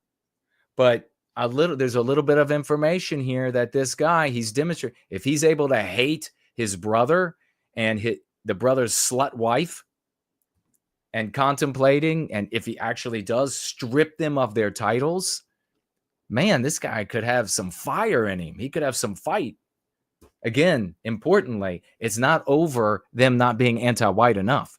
It's them breaking the rules of the royal family, sullying who and what they are. Maybe if he cares enough about their image of the royal family and he sees it weakening and has witnessed it weakening over time to anti-whiteism, maybe he's had enough. Maybe we're looking at the future king of the white race. Wouldn't that be something? Little something to be interested and excited about. Let's have a look at, I'll take a look at your comments. Vernola's saying, tag No White Guilt with your questions or comments to Wolf. Sloth's doing the same thing. Trying to help Wolf out. Thank you. Wolf is asking if he can be a guest. Do you produce content anywhere? Do you have a specialty? Share the name of your channel. You can't share the URL, but share the name of your channel or the content you produce, or etc. And we'll consider it. I'll take a look at it. Thank you for the question. Sloth said the royal dildo.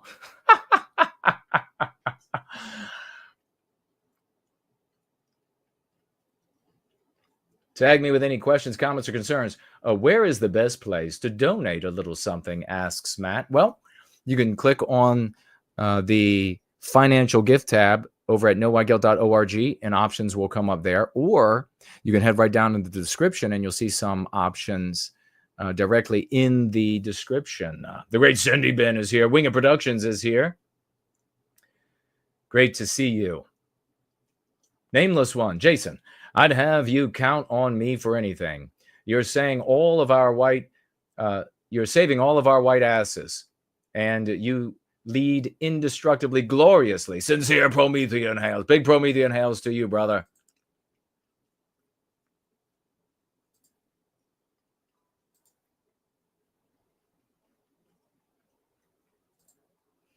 We have Chicolo here is a Fuentes fan. Thinks he's funny, thinks he prosecutes the case against Jews better than himself.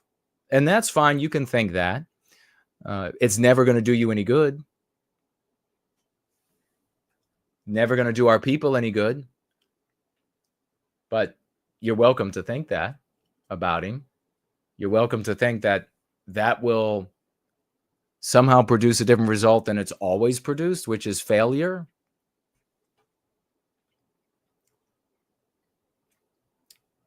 Machiavelli sucks is in the house.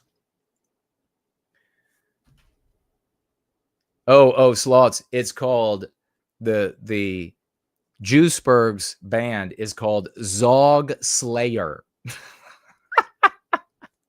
And the song is Waiting for the Jews to Leave. Man, that's so glorious. I was so happy you found that, Slots. Right after I was talking about that.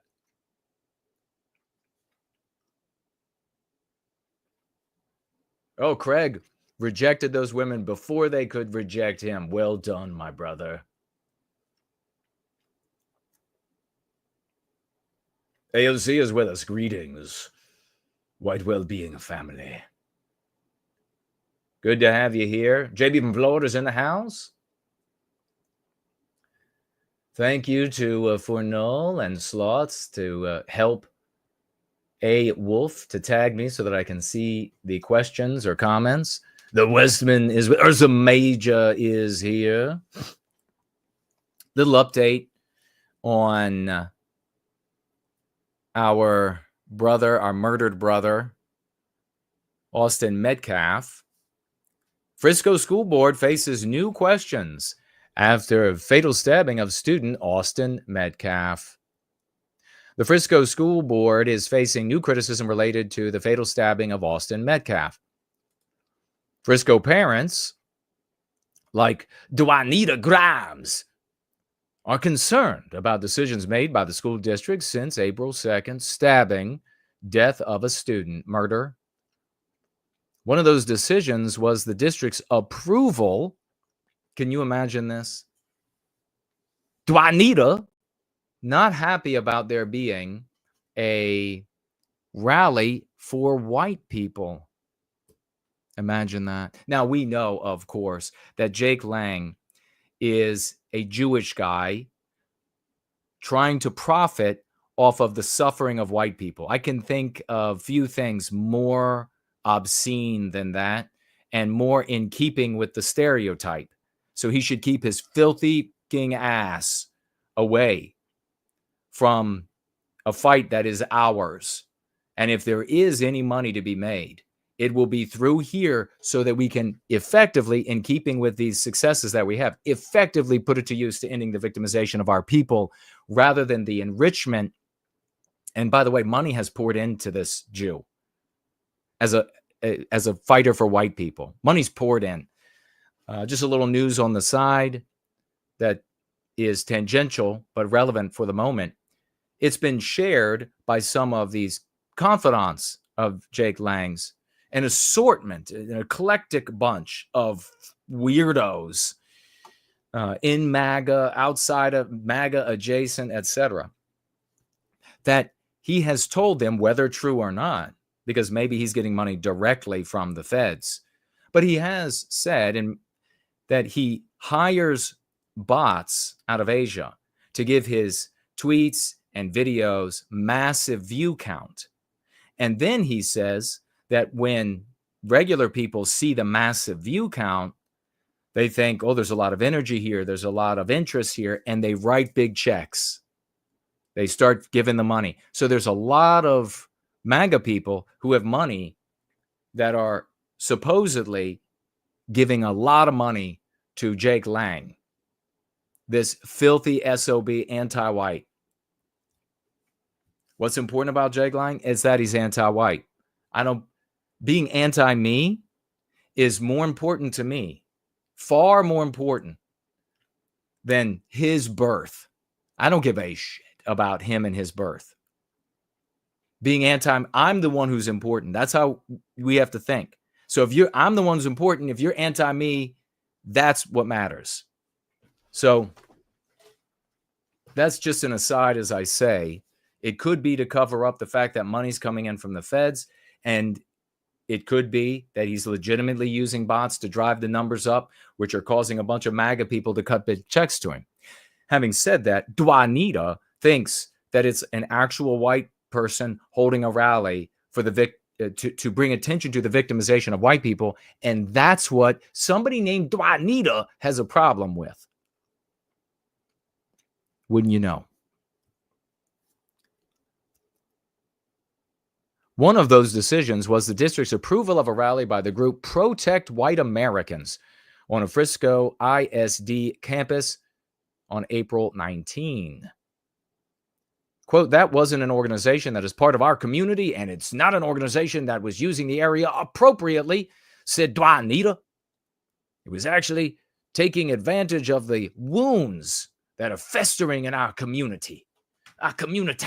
And remember, when it's pertinent to mention here also that the vast majority that you will encounter in life of Black people talking about the community, they're talking about Black people. They're not talking about generally, unless, like in this case, she seems to be more broadly talking about all of us in Frisco.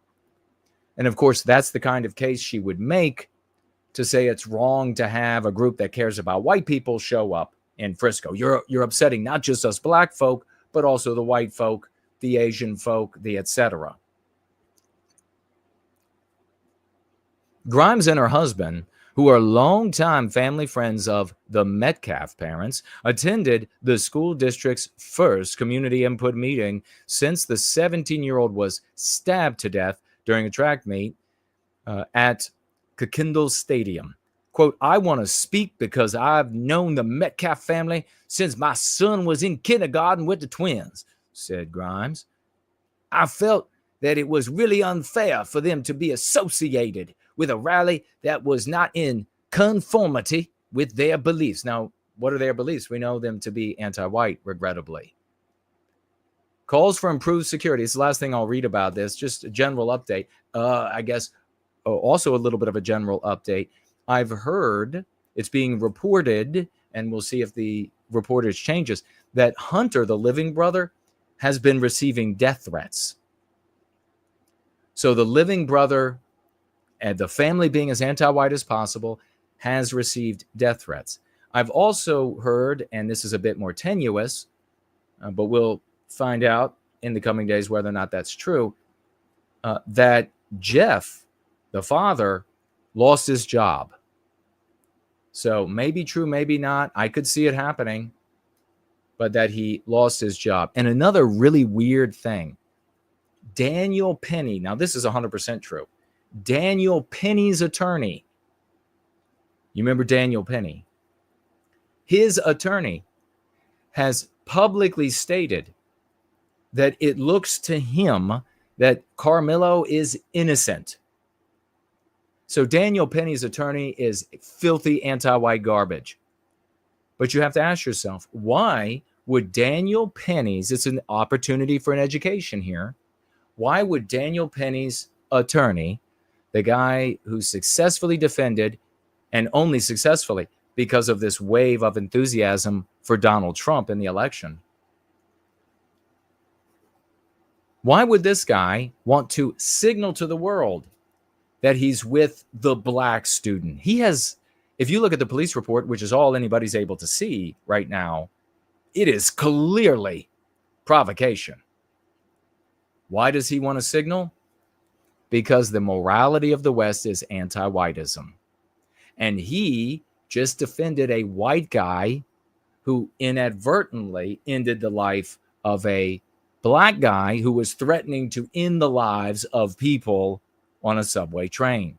So he wants to get back out in public and tell everybody, hey, no, I'm as anti-white as all of you. That was just a job I did for Daniel Penny. It was just a job. I am anti-white. And you know what will be, I don't know who this attorney is. I don't know if he's white, if he's black, if he's Jewish, but I hope he's Jewish, because that will put the Jewsburgs into a bit of a conundrum, won't it?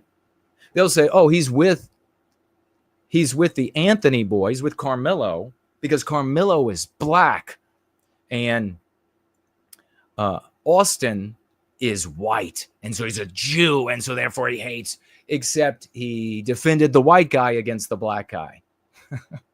So you see how the anti-Jew spurging formula fails here.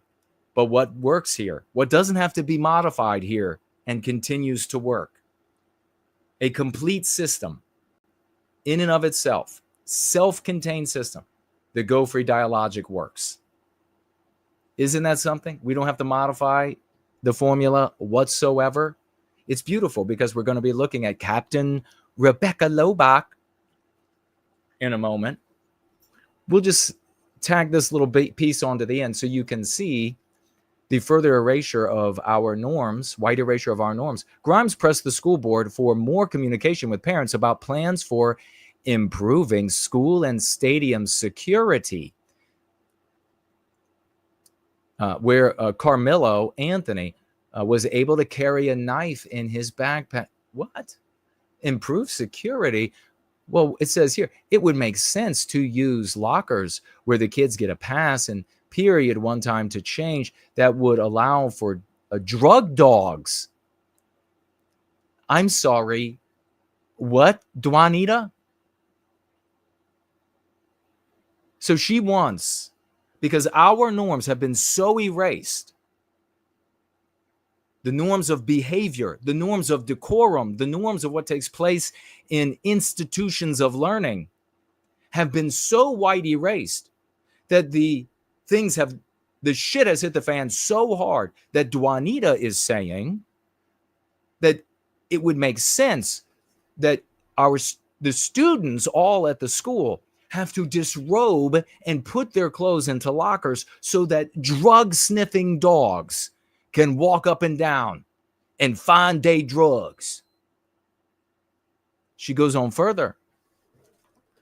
She also says that there needs to be metal detectors at all of the stadiums.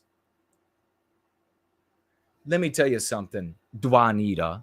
Metal detectors so that day students can bring in day gats and day knives and do this kind of. So it's a white man's fault that they haven't implemented these strategies.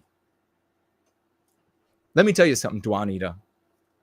In a white world where our norms are ever present, where our white norms, what we project into the world, hold sway over the behavior of individuals and punish reprobates swiftly and in a finishing kind of way to correct behavior.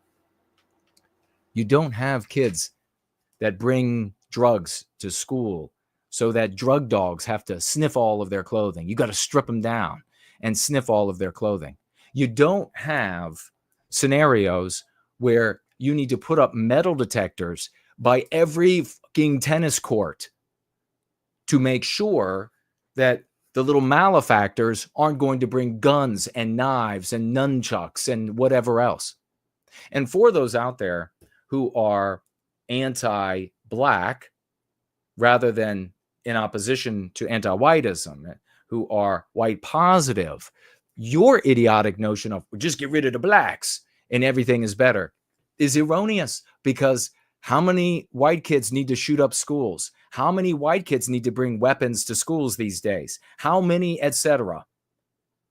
You're still dealing with this. You can have an entire white school today, white erased of our norms, and you need metal detectors.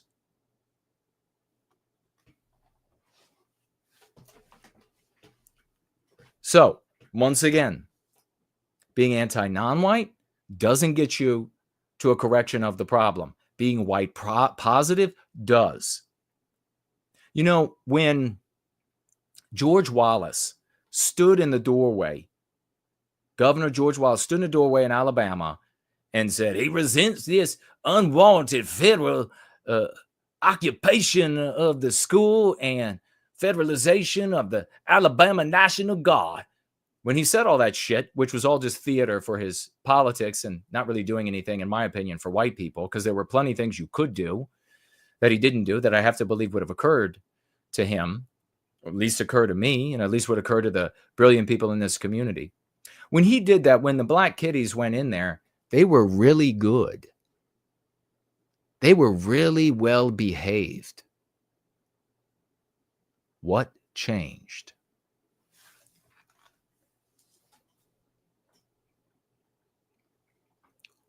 And that's your update on Austin Metcalf. We have this little twat here, Nancy Mace. If you haven't noticed, I really don't like her at all.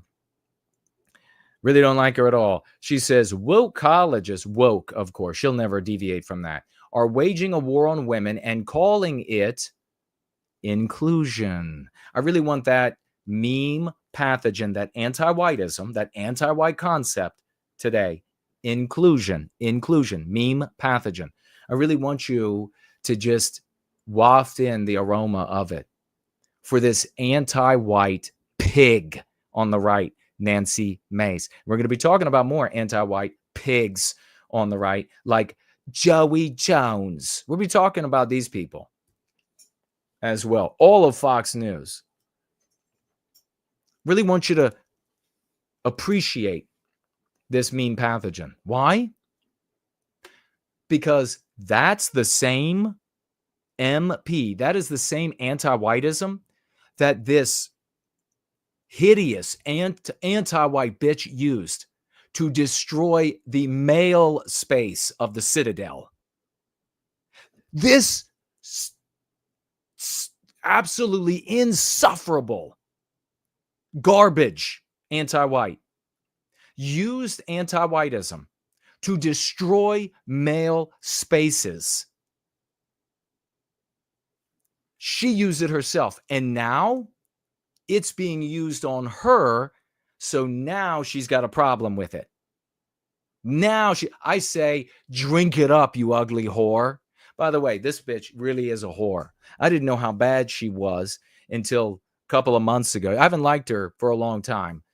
Actually, I gave speeches on her way back in the day when she was going through the Citadel, complaining about this anti-white pig. Unfortunately, since we're in an anti-white world, look at where I am today. Look at where she is today. But I told you all accurately, she's pissed off with the man she was engaged to because she caught him on a dating website. And I guess others saw this, and that made her feel whatever it made her feel. But maybe not the way you might think, because she was participating in ménage à trois. She was participating in sex parties.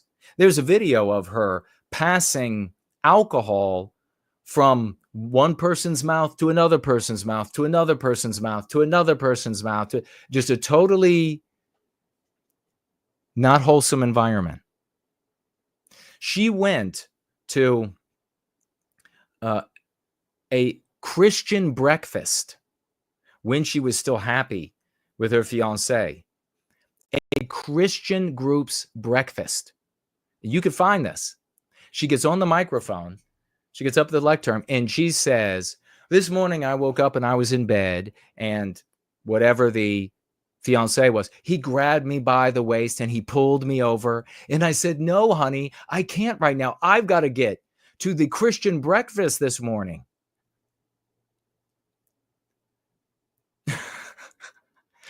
She's telling that to a room full of Christians. And then she laughs and she says, I know, a little bit too much information. But I told him, it's okay, honey. I'll be back tonight and then we can have our time together. Why would you go, unless you were a real sick pervert, to a Christian, to anyone, to a group of anyone, and say, oh, I was this close to knocking boots this morning, but I knew I had to get here. Who the hell wants to hear that? Anyhow, So she, of course, went out and she said, yes, I'm on the congressional floor. She defames this guy. He's revealed these images of her. He shared the images of her and others in a menage a trois. And she said it on the floor of the House because you can't be sued there for defamation. Garbage. Here she is now.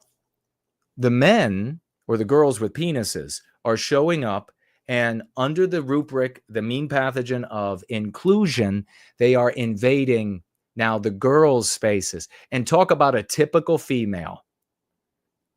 It's good for her, but it's not good for the guys. It's good. The girls can use it to get what they want, to destroy the things that are uniquely male, and in particular, obviously, white male. She wasn't trying to fight her way into an all-black fraternity or something like this. She headed right over to the 99.89% white male citadel. That's where she went to destroy the unity that they had there with her anti-white inclusion. And now that it's turned around, no, now it's not fair. Now it's unacceptable. Do you see now why females, we don't want you in positions of authority? You do not have the Constitution to be beyond yourself and your petty emotional whims. This is one of the most lauded females by females on the right. They love this pig.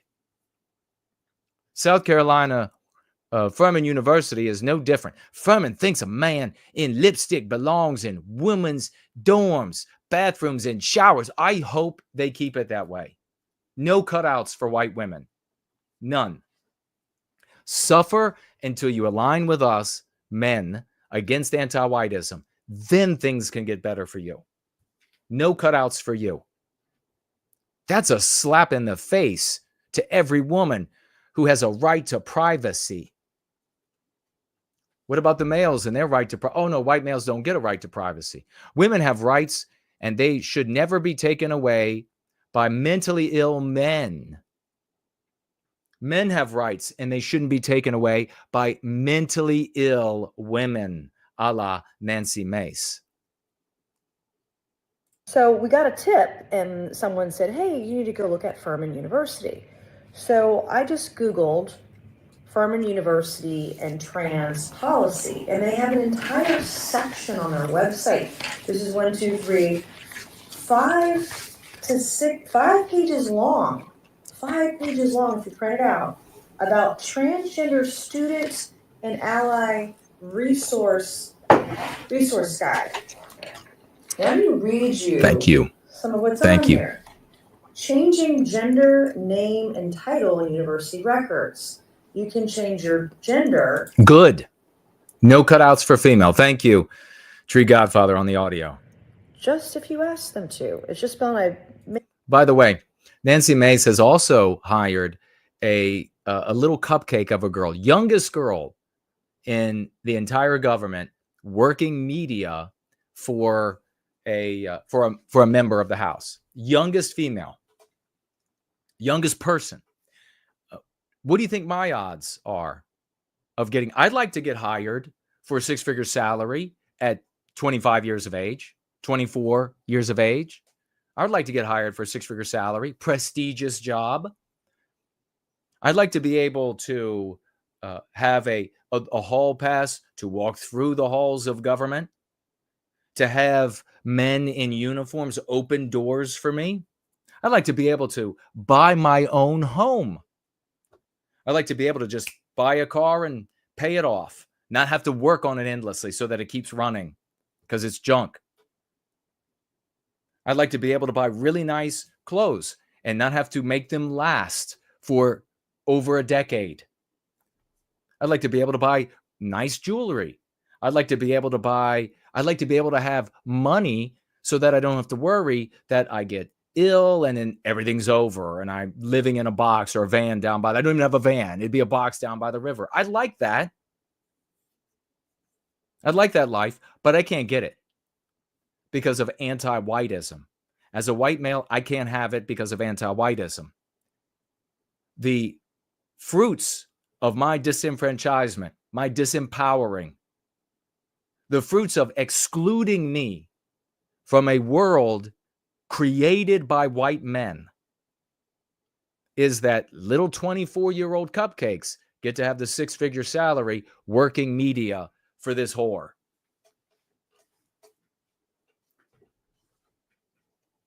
Made upon a request by the student. They can change your preferred name and or title, Mr., Ms., Mrs., or gender neutral MX. I still don't know what that means. Under request by the students. Okay, enough of that. We get it. Inclusion. She was fine when it was ruining the lives of white males. She's not fine now when it is going to interfere with her vagina loyalty. That's the kind of female you're dealing with in Nancy Mace. Let's do some quick news.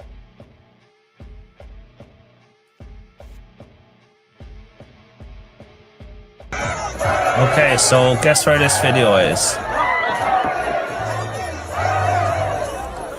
You can have a few guesses. Maybe guess once, guess...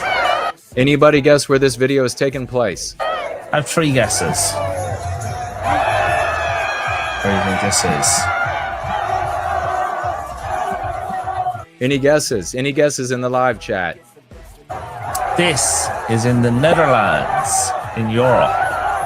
The Netherlands. Oh, and just a few days ago. You'd never guess it, would you? Take a good look at that. Every strategy, every approach, never forget. Every religion, every Christian nationalism, it's all been in place during the entire destruction of the West that has brought us to this point. None of that can save us. Let's keep moving. California Democrats block bill to make sex trafficking of minors a felony again. Read that title yourself. That is where we are today as a consequence of everything that has been witnessed to as our defense against these things. Sex trafficking minors, not a felony in California, and anti-whiteism is blocking it again.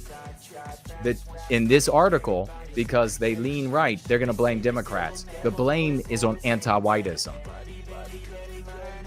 California Democrat lawmaker wants to decriminalize welfare fraud that doesn't exceed $25,000. Could you imagine every shitbag on welfare stealing up to $25,000 in the state of California?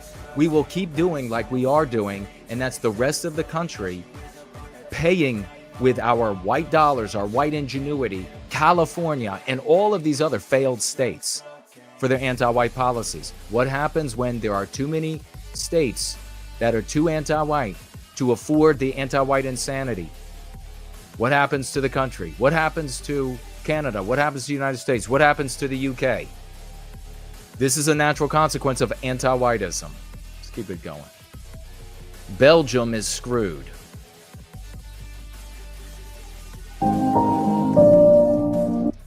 In Belgium, some coastal towns have decided to ban day trips due to fights started by, and this person trying to be funny, the engineers. It's due to the white erasure of our norms. That's what it's due to. When incivility is imported and gross. So we just had Juanita talking about drug dogs stripping the students so that the drug dogs could smell their clothing, and metal detectors at the door of every event and door around the school building to remedy what anti-whiteism has done. Well, the remedy here for anti-whiteism is nobody's allowed to go to the beach anymore. She wasn't mad. She was just disappointed. Your order is not ready to be picked up, ma'am.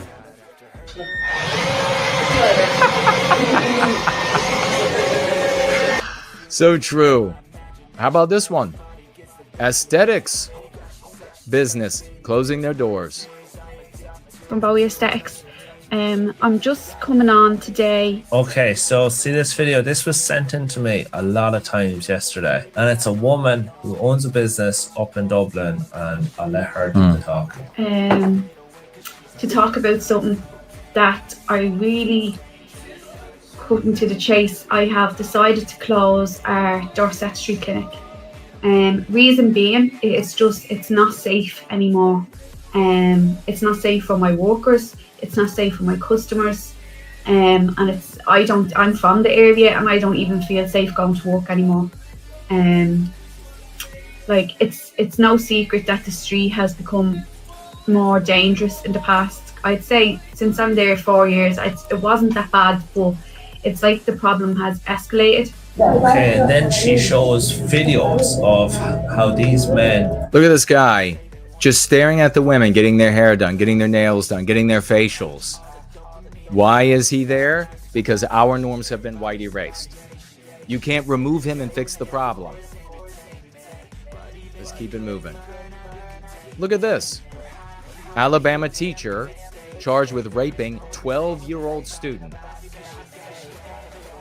How many times, guys, did you learn in your youth that women are all things good? They're the only ones that should be allowed near children. They never do anything wrong. It's the guys that are the problem. That's what anti-whiteism teaches you. Every week there's a new female raping children.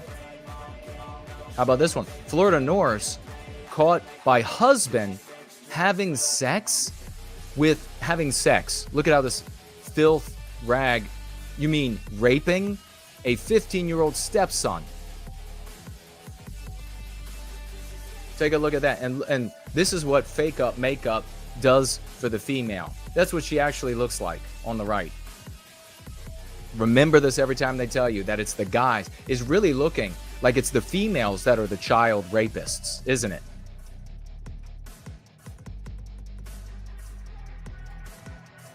How about this one? She's a prison guard, and they allow her to guard males. Prison guard accused of having sex with inmates. But I thought females were all good and everything nice. It's the males that are the problem. We need to come to a new understanding. It seems that the females are the ones that are the ne'er-do-wells. It's the females that are the ones that more often than not have no moral compass.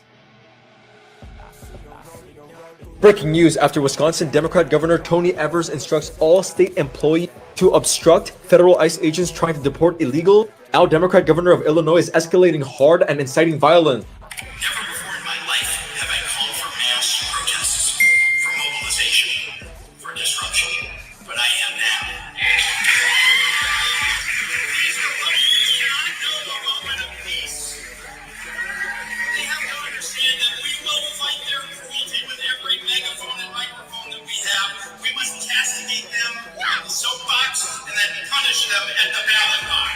Join my Discord to talk about it. This is anti-whiteism in the nodes of power, like we were talking about with the judges. Hey, and we just had this judge. What is that judge's name again? Boasberg. You remember Judge Boasberg? He ordered the Trump administration to return the MS-13 members to the United States. Ordered the president. Well, what's happening with that? Boasberg now is contemplating appointing a prosecutor, which is something that is very rare to do. It's almost never done because it enables the judiciary to assume the role of the executive. And so Boasberg could end up ordering a prosecutor to arrest, appointing a prosecutor, and the prosecutor ordering the arrest of the people who carried out the raids for Donald Trump. The actual officers, their higher-ups, etc. They could all be arrested as a consequence. We're talking about nodes of power. You cannot solve a systemic issue with an executive in an office somewhere. Don't start to seriously fight for our continent, for our religion, for our people, our countries, then this time that we live in will go down in history as the time in which Western nations no longer had to get invaded by hostile armies in order to be conquered? That's true. We don't have to be invaded by a hostile army. We have a hostile ideology. She makes another error. That's right, but she makes an error here. This time will then go down in history as the period in which the invader was actively invited in by a corrupt elite. Now, there's the error. The notion that there are just some baddies at the top, and this is reductive. It is for stupid people. It's simplistic, and it's why so many midwits are able to immediately understand it and then become forward, and they put their money behind it, and they put their attention behind it. No, it is systemic. It is, you get rid of the hostile elites, and you have more hostile elites. And not only did this corrupt elite invite the enemy in, they made the native population pay for it too. The native population submitted to it, submitted to paying for it because they are infected with anti-whiteism. It is their morality too. You see how these erroneous notions, this erroneous notion that there is some body of human beings that are good and they're going to make everything fair and just and based on the merit and no more victimization of white people. That is pure fallacy until you address the systemic problem of anti-whiteism. And here we go, folks. It's time for a mullet off. This message is to Cody Silker. And if you're not him, just keep on scrolling. I challenge you, yes, you, Cody Silker, to a mullet shake-off. I'll start it. Oh, he's rocking it. Let's roll to his rockin' mullet.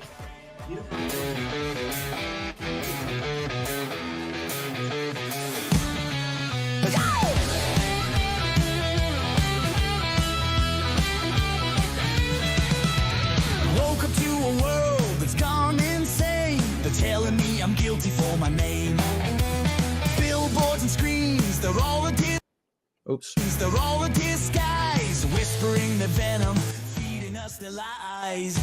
They're pulling us down, but we're breaking the spell. Living in this anti-white hell. We won't bow, we won't crawl. It's our stand, it's our call.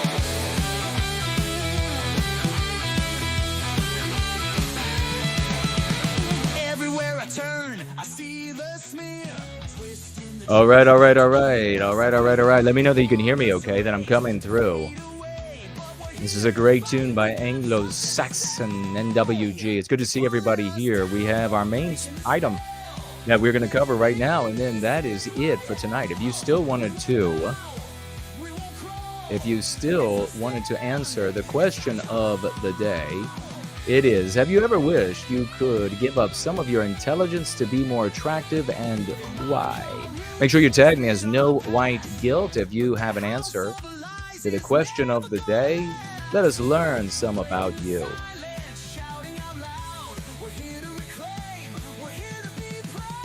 And we'll get to your tags and financial gifts here shortly.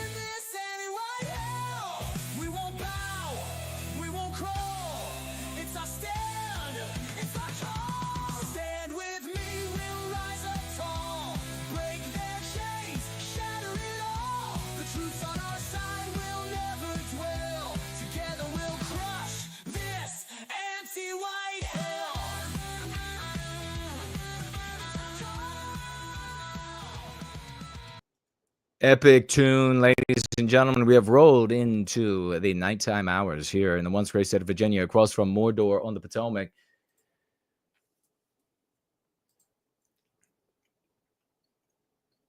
And we're going to be talking about Captain Rebecca Lobach. Now, you remember this. Maybe you do. The Black Hawk pilot. The pilot who flew, and I was accurate, flew the helicopter into the landing plane. There wasn't the CRJ. There wasn't a collision.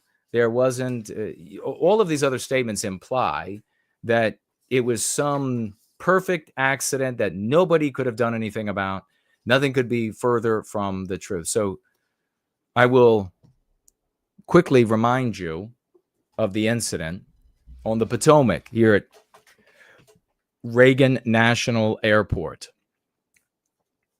We had an American Airlines CRJ flying in from the south to land at Reagan National.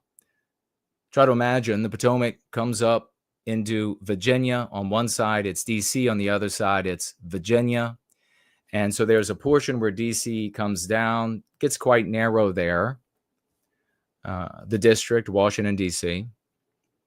And it's on the east side of the river, Virginia on the west. Even though Reagan National is the DC airport, it is in Virginia, right across the Potomac, the stinking, fetid Potomac. And imagine how beautiful that would be if we were in charge of our country. Anyhow, this airplane was coming in from the south just as Captain Rebecca Lobach out of Fort Belvoir, Virginia, was flying a Black Hawk helicopter southward down the Potomac.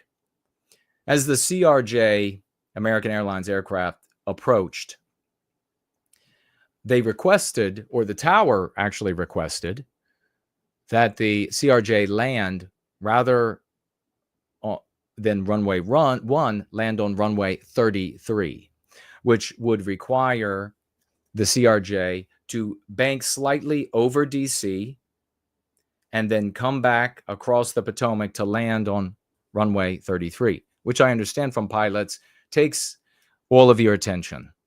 You really have to focus on that landing. The runway's a little shorter, totally doable, no problem, but really takes more of your awareness to land it nicely in the landing zone on that runway and finish up in time that you have plenty of runway left.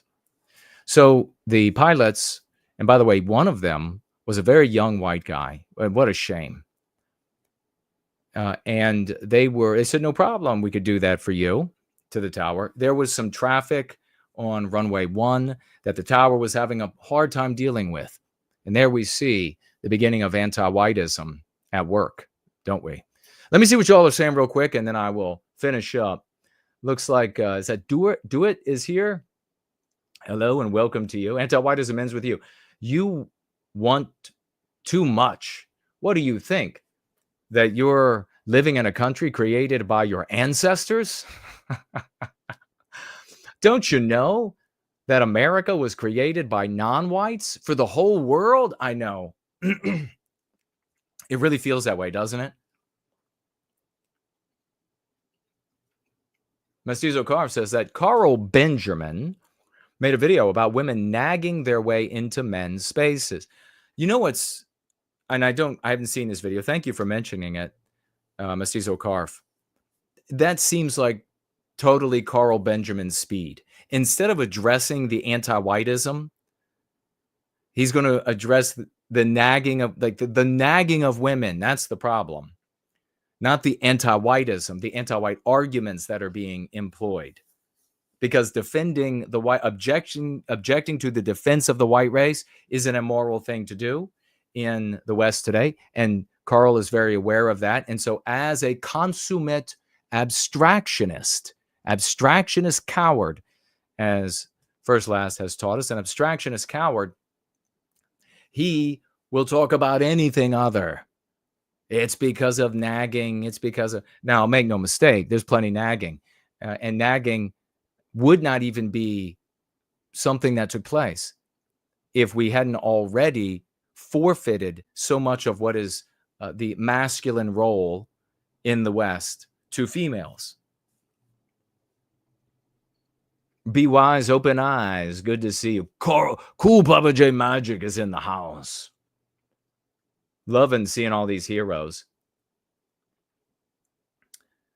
Dennis, you need to address. Oh, so Dennis was trying to help somebody tag me. Please follow Dennis's advice. He is a brilliant individual. He is helping you to get to the method by which you can reach yours truly. Bringing guns and knives weren't an excuse before anti-whiteism and white erasure, says Antiwhiteism ends with you. So true. I mean, back in the day, of course, in America, and what's the difference when they say this? Well, yes, sure. You know, way back in the day, the kids brought Bowie knives and rifles to school. Sure. Well, what's the difference between back in the day and now? The difference is back in the day had less anti-whiteism than now, and now has more anti-whiteism.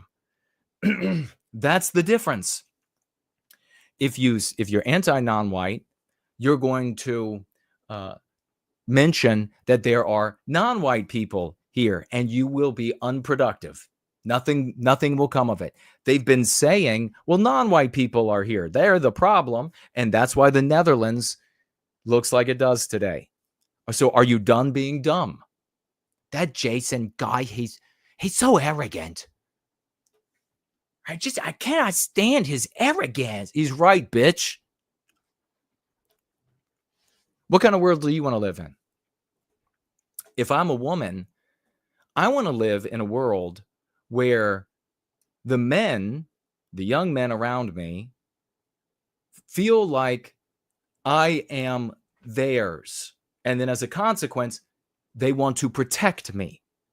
I don't want to live in a world where I am independent and strong and easily raped and easily abused and easily harassed, like the woman at the salon that she had to close, a business owned by a white woman.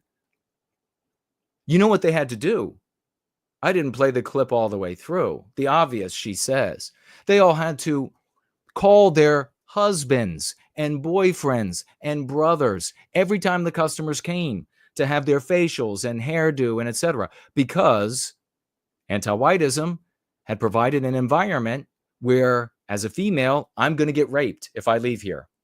As a female, I'm going to go out there and at a minimum, they're going to surround me, or one psycho guy is going to stalk me. How many of these videos do we have to watch? And then I'm walking down the street and he's right there and he's like, come on, baby. Don't you want to have some? Come on, baby. Are you racist or something? Come on, baby. I don't want to deal with that. That's going to terrify me. That's going to horrify me every step of the way. I don't want an environment like that. I don't want to have to live my life in fear. I don't want to have to wonder if I'm going to go have my $200, or I guess it's going to be pound over there, or euro, pound haircut. That, am I going to be attacked? Am I going to have my breasts fondled on going there or coming away from there? I don't have to worry about that. If I'm the husbands or boyfriends of these women, I don't want to have to go down there and be terrified that these monsters are going to gang up on me, because I know I'm not going to be able to defend her against them. I know they're going to target me because my presence is the bodyguard.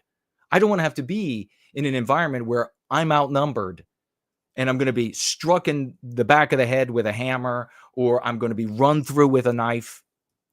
I don't want to have to worry about trying to walk her off to a car somewhere while they're flinging these lewd statements at us. I don't want to live like that.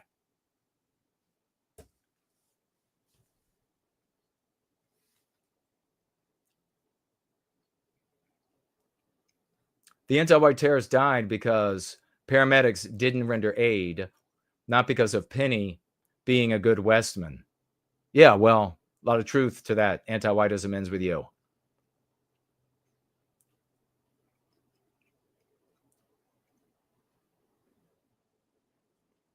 All right, remember, tag me as No White Guilt. Marlene is here. Hello and welcome to you. Based, skibbity, real, true. Riz, aura. Riz and aura. All right.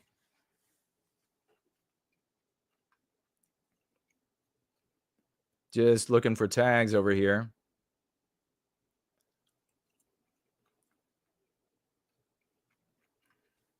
All right.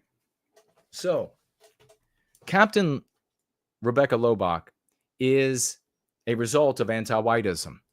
I mean, what are you going to do? Get rid of females for all the anti-Jews and anti-blacks and well, it's just, you got to get rid of the blacks. What are you going to do? Get rid of the females?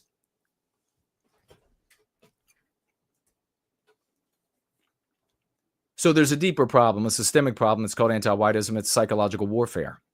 Rebecca Lobach was a product of that. She herself was anti-white. She went into the military. She was, and according to the United States military, she was an advocate for women's rights. Now, we can look out into the world today. The reality is that women have far more rights than men do. At least that's my opinion. You know, anti-whites are watching and they're really censorial. So that's my opinion. Far more rights than men do. They have more rights in court. They have more social power than men do. But in the anti-white narrative, women are all oppressed. They barely have any rights at all. So such a thing can exist that is in fiction. Something exists in the real world. Never forget this reality. So what is it actually doing? Well, of course, it's trampling more upon white males. Big-time advocate for women's rights, a big-time advocate for victimized women, which, what is that? A woman who suffered microaggressions, another MP. A woman who has suffered a man who finally yells at her after being browbeaten for hours on end, mistreating him. He finally yells back at her. That's another victimized woman.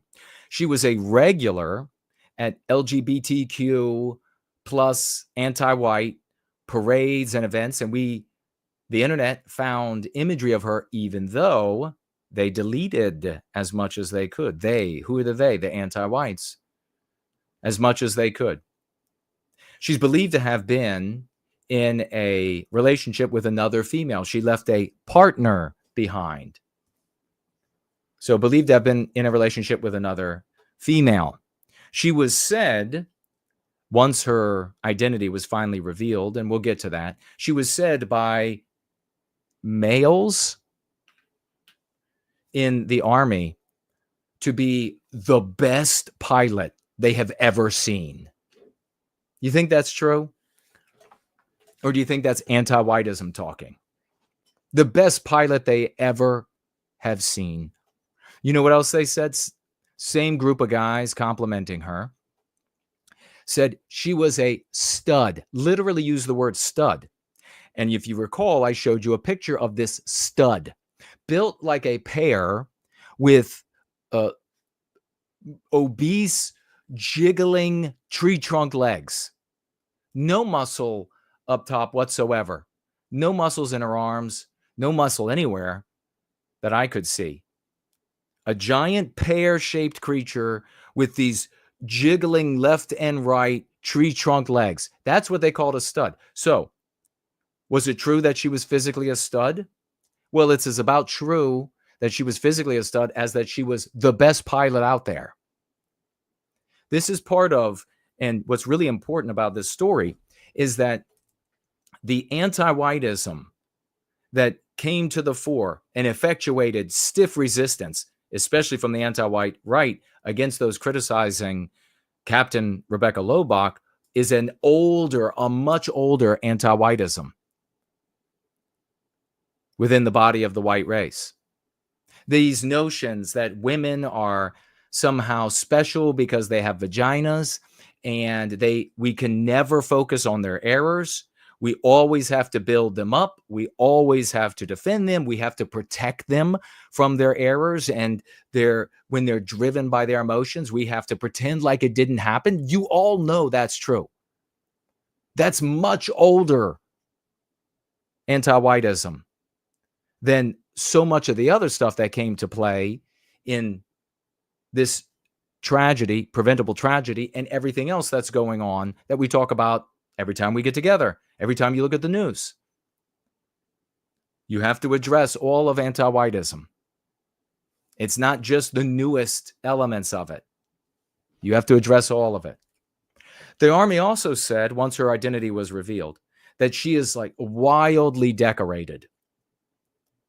medal upon medal, honor upon honor. And I shared with you all back in, I guess it was February, that in the military, if you are a female or a non-white, you need only put forward the slightest bit of effort and you are showered with accolades. They put medals upon medals upon medals upon you to make you better, more important, more special, more privileged, more celebrated than the lowly white males. They promote you above them. They celebrate you above them. And everybody in the military knows this is true. And anybody who's denying that is anti-white. In fact, we had a couple of anti-whites who showed up when we were discussing this matter and getting it 100% right, that decided they were going to disagree with yours truly. They disagreed in the live chat. They disagreed on Twitter. Perhaps you remember there was a female pilot from a former pilot in the military who said how wrong I was. I was right. I was 100% right. She was exhibiting her anti-white vagina loyalty. So let's take a step back to that fateful night. The CRJ American Airlines, with scores of people on board, dozens of people on board, was flying in, was asked to deviate because the tower, where anti-whiteism has also exerted its influence, couldn't handle the traffic on runway 1. They had one person in the tower where there was supposed to be 2, and that person didn't seem to be the most competent either. We've seen articles since then talking about the government revealing, giving numbers that in 1 year, 1,000 white males were ignored in applications to work in the towers because they did not want white guys. They wanted to discriminate and persecute us, discriminate against us. What happened to me when I didn't get the job, my dream job, or the job I really needed before I was going to end up homeless? Working in that tower was the last step for me. And when they said, no, thanks, what happened to me? Where did I get a job then? Did I end up using drugs? Did I end up living on a street corner? You might say, well, that seems pretty extreme, but it happens. And then what about everybody else that falls short of that? What happened to their lives? We could say this obviously for Rebecca Lobach as well. What white guy or guys did she displace so that this child cupcake with her tree trunk jiggling legs and pear-shaped body could play soldier? And yeah, Joey Jones, I'm calling you out, bitch. I don't care that you won't have any legs. You and your missing legs. You're an anti-white bitch. You don't get any special treatment because you don't have legs. So the tower reaches out to the aircraft and says, can you land on 33? The tower, or the aircraft, the white guys piloting, and one of them, a very young, in his 20s, said, we sure can. And they changed their course to be able to land on Route 33, on runway 33, sorry.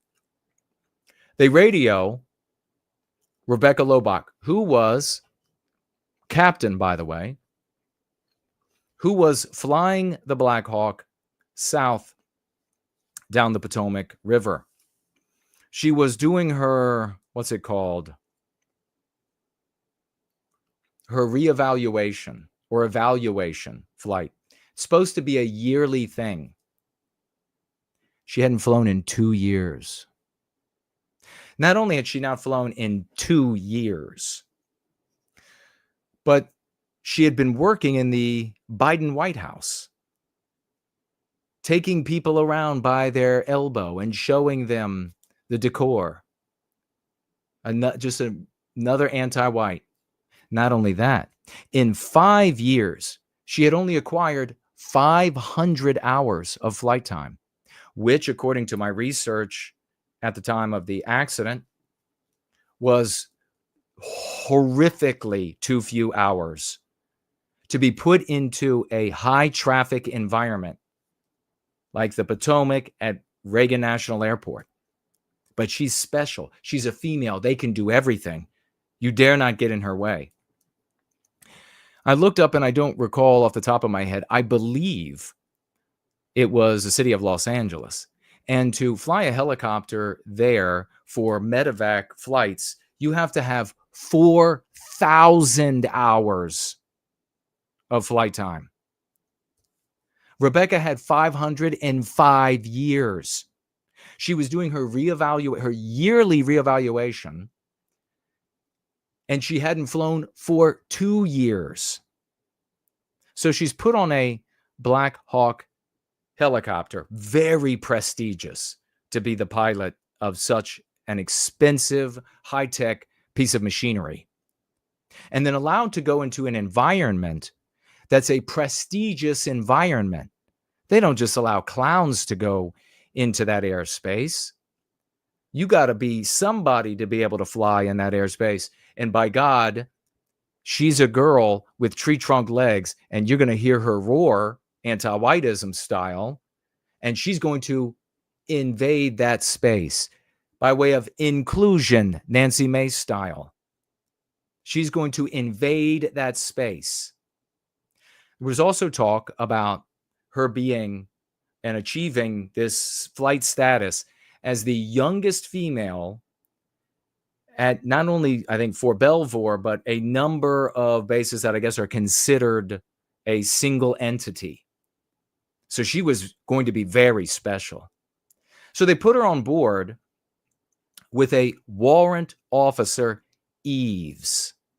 Now, what's a warrant officer? It's a special group of officers that are between actual officers and enlisted personnel. How do you become a warrant officer? You have to be extraordinary. You have to really master a particular area and excel in all ways to become a warrant officer. That meant that he was her subordinate, a male subordinate on this helicopter that he has many more hours flying. He knows how to fly like the back of his hand. And he was going to be coaching her on this flight down the Potomac. You might already be thinking a couple of things, right? Well, she ends up flying into the CRJ. Not a co-equal crash in the air. She flies into the underside of a landing civilian airliner, killing everyone. 67 lives lost. Everyone on the plane, everyone in the helicopter. Some of them may have been lucky enough to die instantly. I've read that some of them did not die instantly. Think of the horror of that. Children in the CRJ, not just adults. Children who had their whole lives ahead of them, dead because of anti-whiteism. Anti-whiteism in the tower, anti-whiteism piloting the Black Hawk helicopter. Immediately after the crash, the government reveals the names of the two guys. And the immediate notion that is shared in media is that Warrant Officer Eves was the pilot. He was in charge of the flight. Do you remember how many times they said that on the media? He was in charge of the flight. He's the voice that you can hear talking to the tower. He was in charge of the flight, the guy. But they left one name out. They scrambled to prevent footage of the crash from reaching the public. Again, let me just say all of this is my opinion, because I can't know for sure. I wasn't there. Get your news elsewhere. They hid the name of the third person, and immediately people started wondering, is this a transgender female with a penis at another base in Virginia? And they started promulgating, and I said, don't do that. Don't jump to that. They're the clickbait right. And that's a really appropriate term for so many content creators in the alternative circles of media. They are the clickbait right. They'll say and do anything except something productive for white people and the ending of our victimization to get themselves dollars and views and audience and aggrandizement. So the clickbait right went to town talking about this transgender guy who days later made videos. She said, whatever he wants to be called. I'm alive. I wasn't on the flight. Check your racism. Check your phobias. Your racism, your phobias. Check it out the door. What did the clickbait right tell you? It's AI. It's not really that person. That person's dead. That person was the pilot. What was happening when this was going on? The government told you that the family of the other person on the flight wants time to tell their family members that this person has died.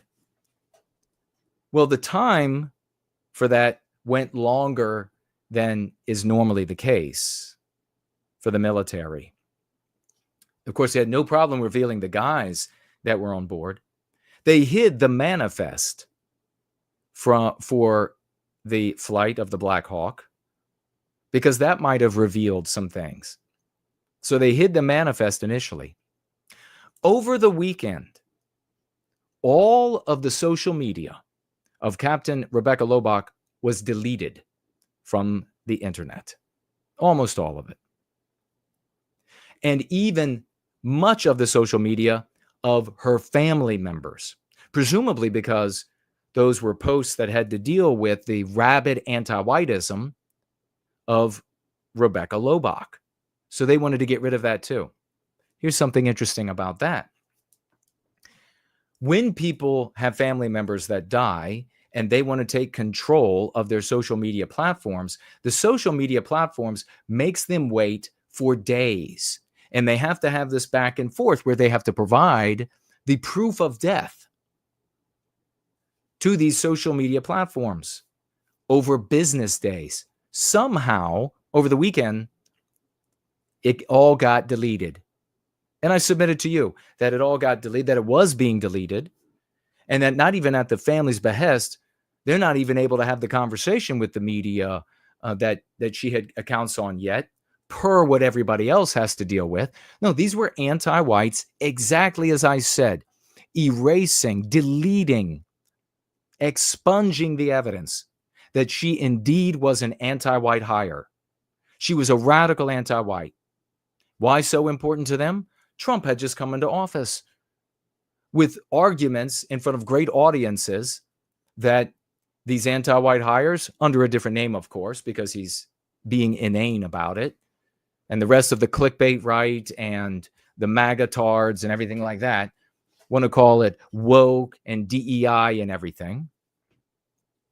But it would have been a colossal proof of what Donald Trump had just been running on and had won the presidency. Right as he steps into the office, this anti-white hire kills 67 people right outside of his brand new home in DC.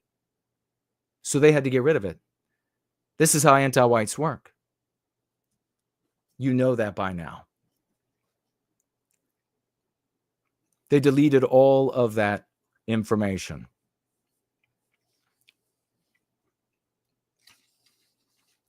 When the Black Hawk was descending, or rather traveling south. Actually, before I say that, I want to mention and recall your memories to the fact that after the accident, all kinds of excuses were given. Accident. Once it was known that Captain Rebecca Lobach was on the helicopter. If you remember, the anti-white right was most vociferously a fan. Much less came from the anti-white left about Rebecca Lobach. It was the right wing. It was all of Fox News. It was right-wing clickbait. It was right-wing MAGA. It was right-wing conservatives that were the most anti-white defenders of Rebecca. And it first started out with excuses. How do you know she was flying? We don't know that she was actually piloting. Well, it said it was supposed to be her run to be verified again, qualified as a pilot of the helicopter. Well, how do you know, though? So if it was that, how do you know that the man hadn't taken charge of it and crashed it? Why would you even argue that? Why is it so important to you that it's not Rebecca Lobach? You're supposed to be a conservative. You're supposed to be MAGA. You're supposed to be a Fox News pundit. Why is that so important? And then do you remember? The excuses poured in then. Once it became more evident that Rebecca was actually piloting this thing, then it was anything and everything. The excuses poured in hot and furious. Well, the DC nightlights are disorienting, so that probably messed her up. Well, they were focused on the wrong airplane. And remember, I destroyed that for you very clearly. They said they were focused on those tiny dots, not those giant stadium headlights that were lighting up the inside of the Black Hawk. That was the most outrageous lie of all. They were looking at the wrong plane. Well, they then said, it's not Rebecca's fault. It's the tower's fault. They didn't get it right. They should have been directing her along the Potomac. It is the tech's fault. The tech malfunctioned when their communications were happening. They were stepping over each other. Well, it was the fault of the way that they run business there at the Reagan National Airport, because there are these two different channels, and what channel? It's just impossible to negotiate when there are these two different channels, except guys are doing it all the time. Do you remember the endless slew of excuses?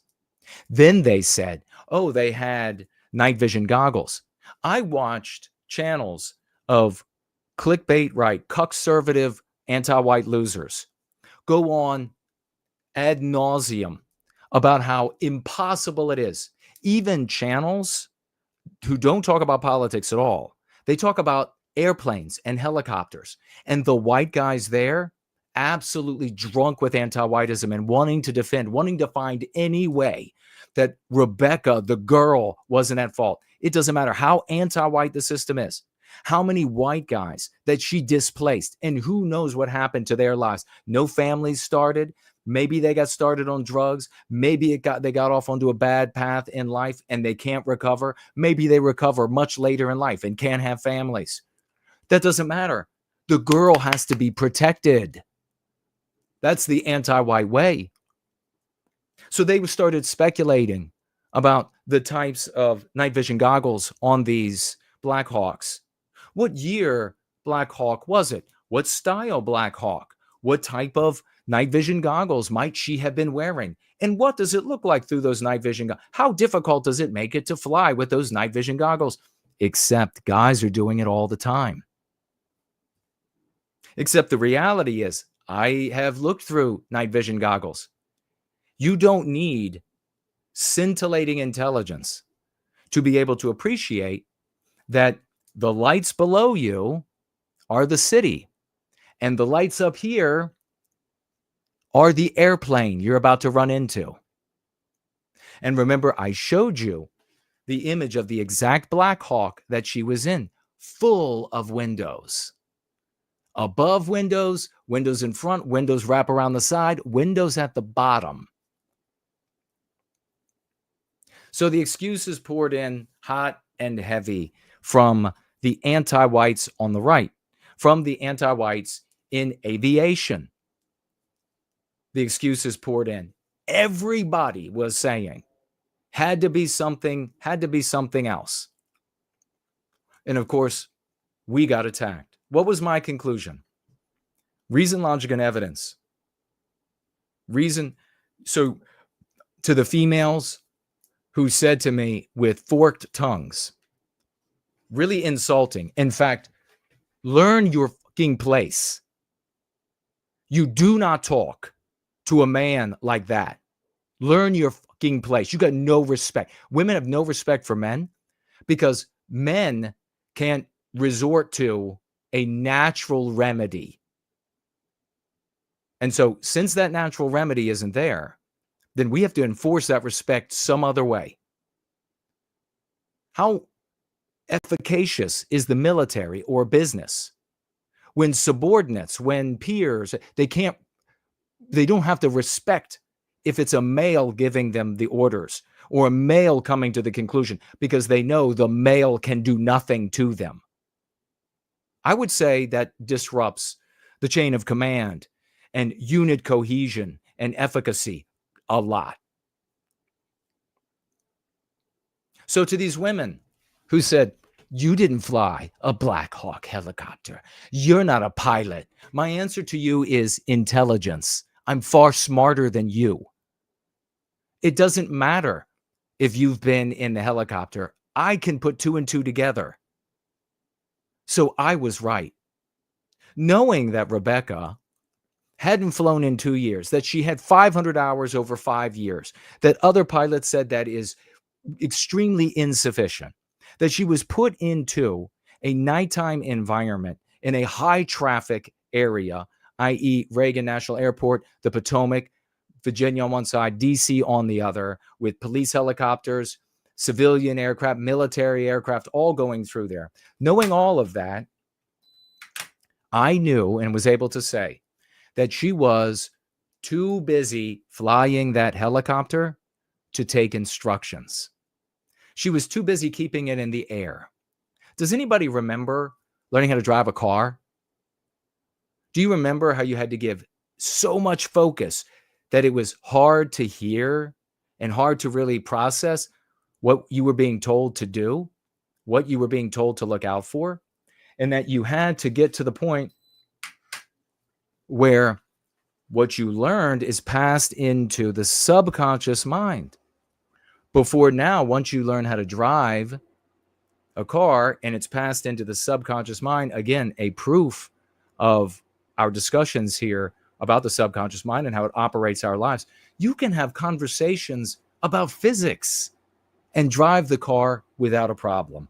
Reach your destination without thinking about it one time. But when you are learning how to fly, when you're being reintroduced to the cockpit in a high pressure environment, and let's face it, we all know this is true, it's my opinion. Women do horrible in high pressure environments. Women break down. Yes, you're going to be able to find one or two here or there. Exceptions prove the rule. Yes, there are going to be a few men out there here or there that aren't going to function well. They'll break down like a female. Exceptions prove the rule. It's my opinion. Put into this high stress environment where she has to focus so much on keeping this thing in the air. And remember what I said. Since she had to focus so much on just flying it, that would have made it harder to appreciate the approaching airplane. That would have made it harder to appreciate the instruction from the tower, to appreciate the instruction from Warrant Officer Eves. And remember, I speculated that Warrant Officer Eves was so absorbed with making sure she kept the helicopter in the air that he too paid less attention to the oncoming airplane and to the instruction from the tower. I was 100% right. And I'm waiting for you miserable bitches, the guys and the girls, but mostly you females, and especially the pilot. You need to come back and apologize. You need to come back and abase yourself before me. And if you can't do that, that is the dignity before your fall. And f you for that. I don't give a shit. What do we know actually happened? Warrant Officer Eves received clearly the verbiage from the tower. He told Captain, his superior, Rebecca Lobach, the instructions that she refused or was incapable of following. Prior to reaching the airport, he had already told her once, you are at 300 feet. Descend to 200 feet. That's the ceiling for those helicopters. That is infinitely important because you have so much traffic zigzagging back and forth across there. She didn't do it. They got closer to where the accident was. He told her again, you are at 300 feet, descend to 200 feet. She didn't do it. The tower calls and says that the CRJ is coming in for a landing on Route 33, which the guy who achieved the warrant officer rate, I guess is what it is. I don't guess it's a rank. This guy who is a high achiever responds and asks for visual separation. He then tells, he's granted visual separation. He tells Rebecca, turn left. He doesn't say turn left because there is a plane a mile out that's a dot. He says turn left because there's a plane with stadium headlights beaming at them coming in for a landing. The tower says again, did you hear? Turn left. He acknowledges it and says to Rebecca again, turn left. And she fails to turn left. And the helicopter flies into the airplane, killing everyone on both crafts. Why didn't Eves take the controls? Why didn't Warrant Officer Eves relieve Rebecca of the control of that aircraft? Because Warrant Officer Eves was also selected by way of an anti-white process. What have I told you about the white men who finally get jobs in an anti-white system? They are both selected and self-selected for deference to anti-whiteism, for deference to the category of oppressed, quote unquote, groups, for passivity to such groups.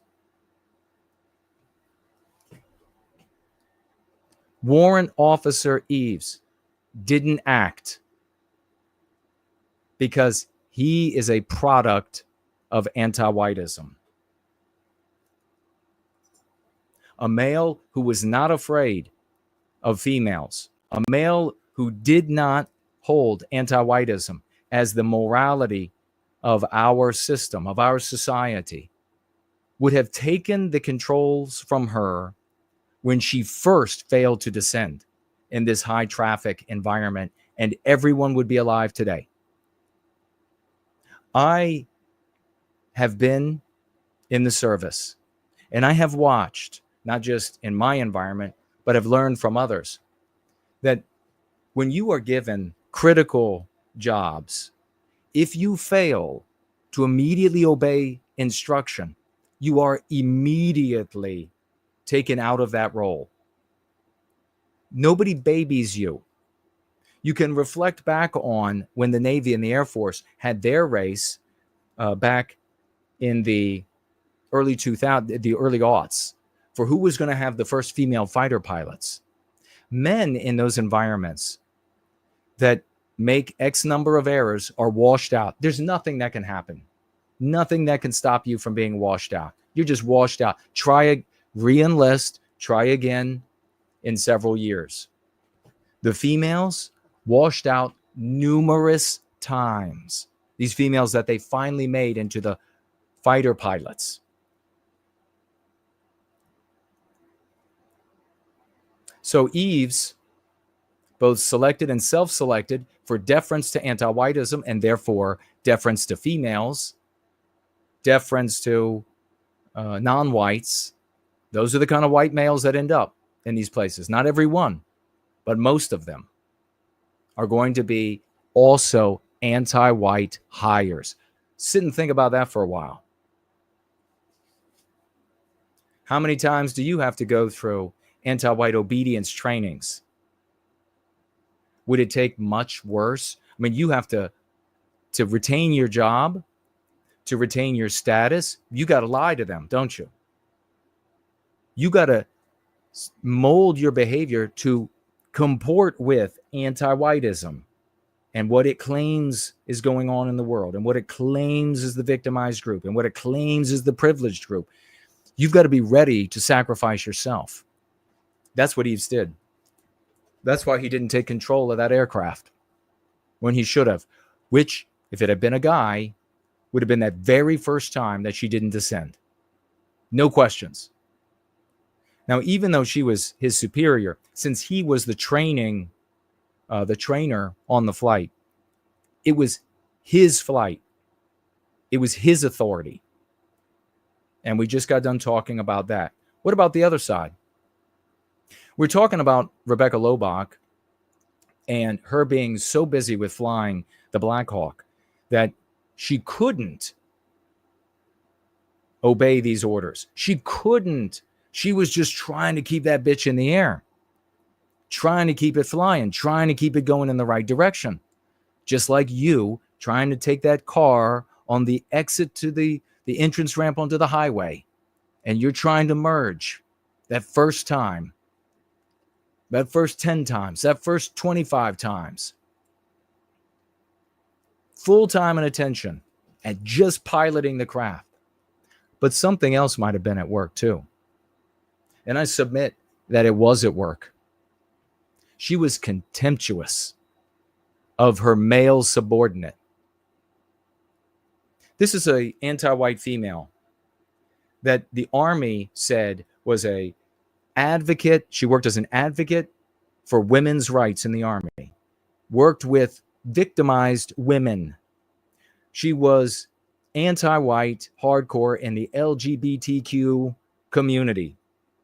She was photographed with the pictures that remained that weren't deleted from the internet of her with the anti-white flags draped all around her. She worked in the Biden White House gladly and enjoyed every moment of it, according to what could be gleaned that wasn't deleted by the anti-whites. What group out there is hated? What group out there in the anti-white narrative is condemned as uniquely evil? What group must you hate to be a good anti-white? White males. Let me show you. Let's see if he's in. Maybe his picture is here or no. Might not be here. His picture ain't here. Warrant Officer Eves is, by his appearance, the evil white devil from the anti-white narrative. He's fit. He's sharp. He looks like he can get the job done. That's the demon in the anti-white narrative. That's the group that Captain Rebecca Lobach and all of her anti-white friends have condemned for the totality of their lives and learned are incessantly harming and victimizing everyone else in society. So I submit to you that part of her flying this helicopter directly into the bottom of this landing CRJ, part of it was her contempt for the white male instructor who had achieved so much success that he made it to a warrant officer status, come through the enlisted ranks and made it up to that special in-between place. I submit she had deep contempt for him. I know she did. I can feel it in my bones. Of course, the ear is against the door. So maybe she loved white guys, and all of that is wrong. What do you think? So when this guy is sitting over there, and he says in that authoritative man's voice, you are at 300 feet, descend to 200 feet. How do you think that struck an anti-white pig, Lobach? How do you think that struck her? She probably said in her mind, probably interrupted flying that helicopter for one moment to say you to him in her mind. So I was right all along. Anti-whiteism in the tower, anti-whiteism in Rebecca Lobach, and maybe you haven't thought about it, anti-whiteism in Warrant Officer Eves. Could have been a combination for him. He could have been thinking, I need to defer to her because that's part of me getting my accolades and getting my rate or rank and getting my pay and the prestige that I have as a warrant officer. I need to be a good anti-white. I need to defer to the female. I need to defer. I can't treat her like I would treat a male on my aircraft. Can't do it. Also probably thought, because it would be immoral, but he also probably thought, I could get in trouble. Other people would think it's immoral if I take authority on this craft, if I take it away from this female who is this starlet, has achieved nothing, but she's a female and she could do everything a guy can do, but better. And to complicate that, this desire to have the youngest female Black Hawk helicopter pilot in the region or the base, whatever it is. He'd have to go back to his superiors. Everybody would be frowning on her. What would she say to all her friends, which would be believed about what took place in that Black Hawk? If he were to have immediately taken control from her off of that first command that she didn't follow, she would just go back to the base and say, he didn't give me an opportunity to. I was going to do it. But because he is such a misogynistic, male superiority jackass, he immediately took this great opportunity away from me. And you know everybody would believe that. Anti-whiteism at every aspect of this. The only way we can fix it is by addressing that systemic problem with a systemic cure that specifically is designed to undermine the psychological warfare element of anti-whiteism. You call it woke, you call it DEI, and this will continue. There'll be more accidents. There'll be more lives lost. There was just a Delta plane 2 days ago where the passengers had to hold up the ceiling of the plane for some of the flight until they could find duct tape to tape the ceiling in place. What do you think caused that?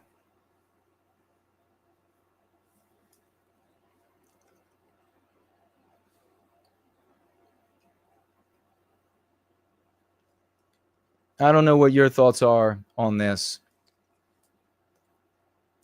Black Hawk pilot failed to heed flight instructor in moments before plane collision over DC report. Pilot of a military Black Hawk helicopter that collided with a passenger airplane over Washington, D.C. in January, or I guess it was January, ignored instruction to change course seconds before the crash. And that was the second time, not the first time. According to the report, the Black Hawk pilot, Captain Rebecca Lobach, was conducting an annual flight evaluation. And her co-pilot, Chief Warrant Officer Andrew Lloyd Eves, was serving as her flight instructor. there's all the dead. And that's a consequence of anti-whiteism. And there's the little cupcake who got to play soldier. I'll tell you this. On the base one of the bases I was on, I heard the female units, and they had a chant that they chanted all the time. And I thought, you know what? This is such a depiction of the weakness, the disease of anti-whiteism in our world that I have to remember this. The main line that was repeated, we can do it together. How do you think that's going to work out in combat with men? The girls' chants, what they're told, are designed to bolster them emotionally. There's not going to be anybody there to hold your hand, cupcake, in real conflict. There's not going to be anybody there to say, come on, pucker up. You can do this. It's going to be okay. That's not how war works. The roles for men need to be left to men, and females specifically excluded, harshly excluded. No more of this blurring of the lines. All of that is a consequence of anti-whiteism. You can't do it. And you shouldn't do it. We talked, remember, it was within the past 6 months, we talked about the parade in the hometown, the little hometown here in America. And they had the female veterans there. The female soldiers or the people from the town, the girls from the town coming back to march in the parade. You remember this? And we asked, what was the psychological consequence for the boys in the audience? For the females to be lauded as the warriors, their role. Nobody's thinking about them little boys but us. Nobody's thinking about what it does to them.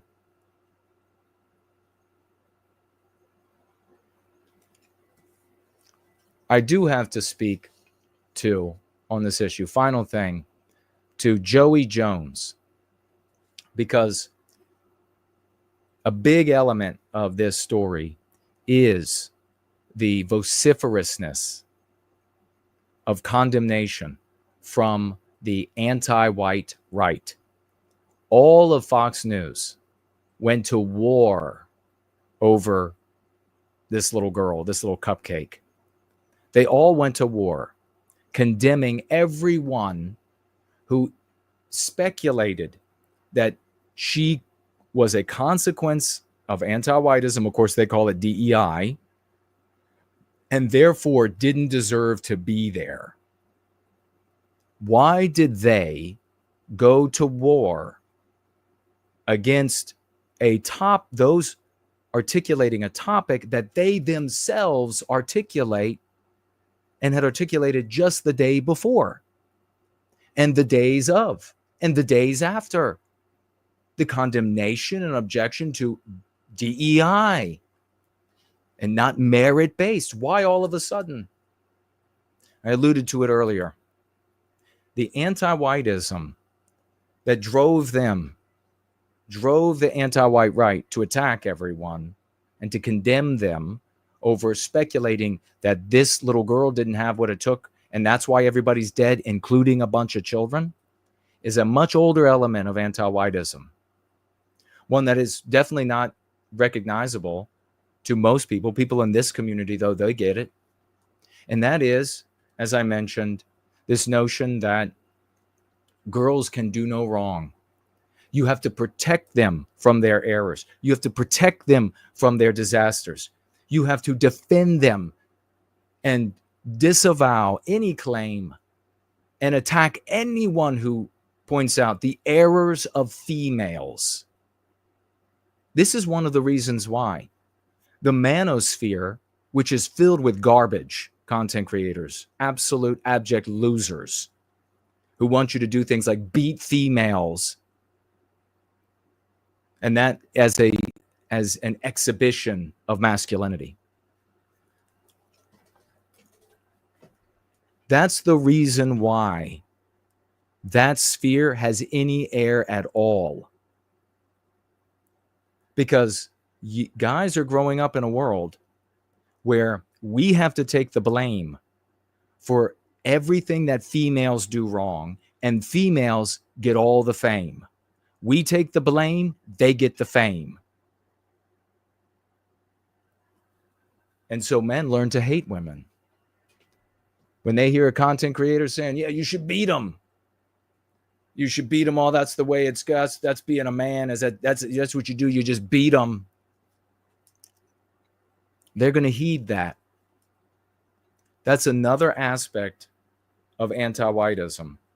This protect girls from their errors that we have to extirpate from our people. And I know there are going to be a lot of girls who are not happy with that because they seem to be averse to responsibility, the vast majority. But that's got to happen. No more are we going to protect females from their errors. But that was the collection of mean pathogens that came into play and motivated the anti-whites on the right to disavow, attack, to shame anyone who questioned whether or not she was a DEI hire. And one of the most rabid was a guy by the name of Joey Jones. And you can look him up, a goofy little prick on Fox. The only reason he's present is because he's a goofy little prick, anti-white. That's why. Fits right in. He went on diatribes saying how immoral you were to question whether or not Lobach could perfectly pilot this Black Hawk, that she was akin to a war hero because she had died in uniform. How dare you? This little gets said. Fuck you, buddy. What's this get saying now? What is this little bitch saying now?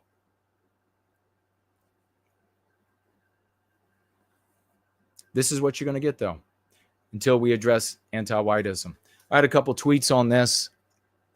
The one that did actually the best, 18,000 views, which is really good for me being so shadow banned and suppressed.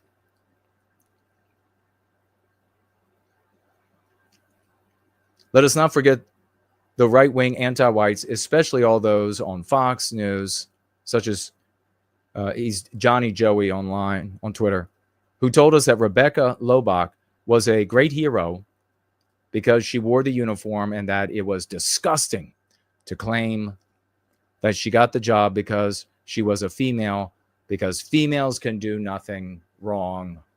Johnny, you and the other anti-whites on the right are as much a bitch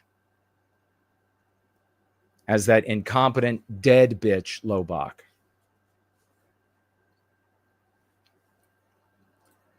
Jason does not tolerate subversion or sectarianism. He can't afford to, given how dire our situation is. Writes the great Ivan the Horrible.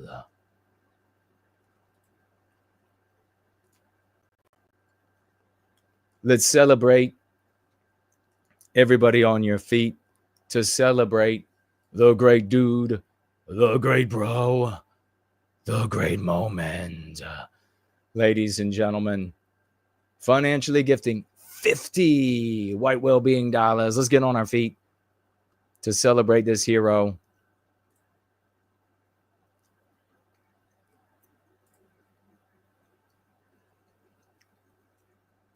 Dude, bro moment, knocking it out of the park, as always, and writing for White Wellbeing.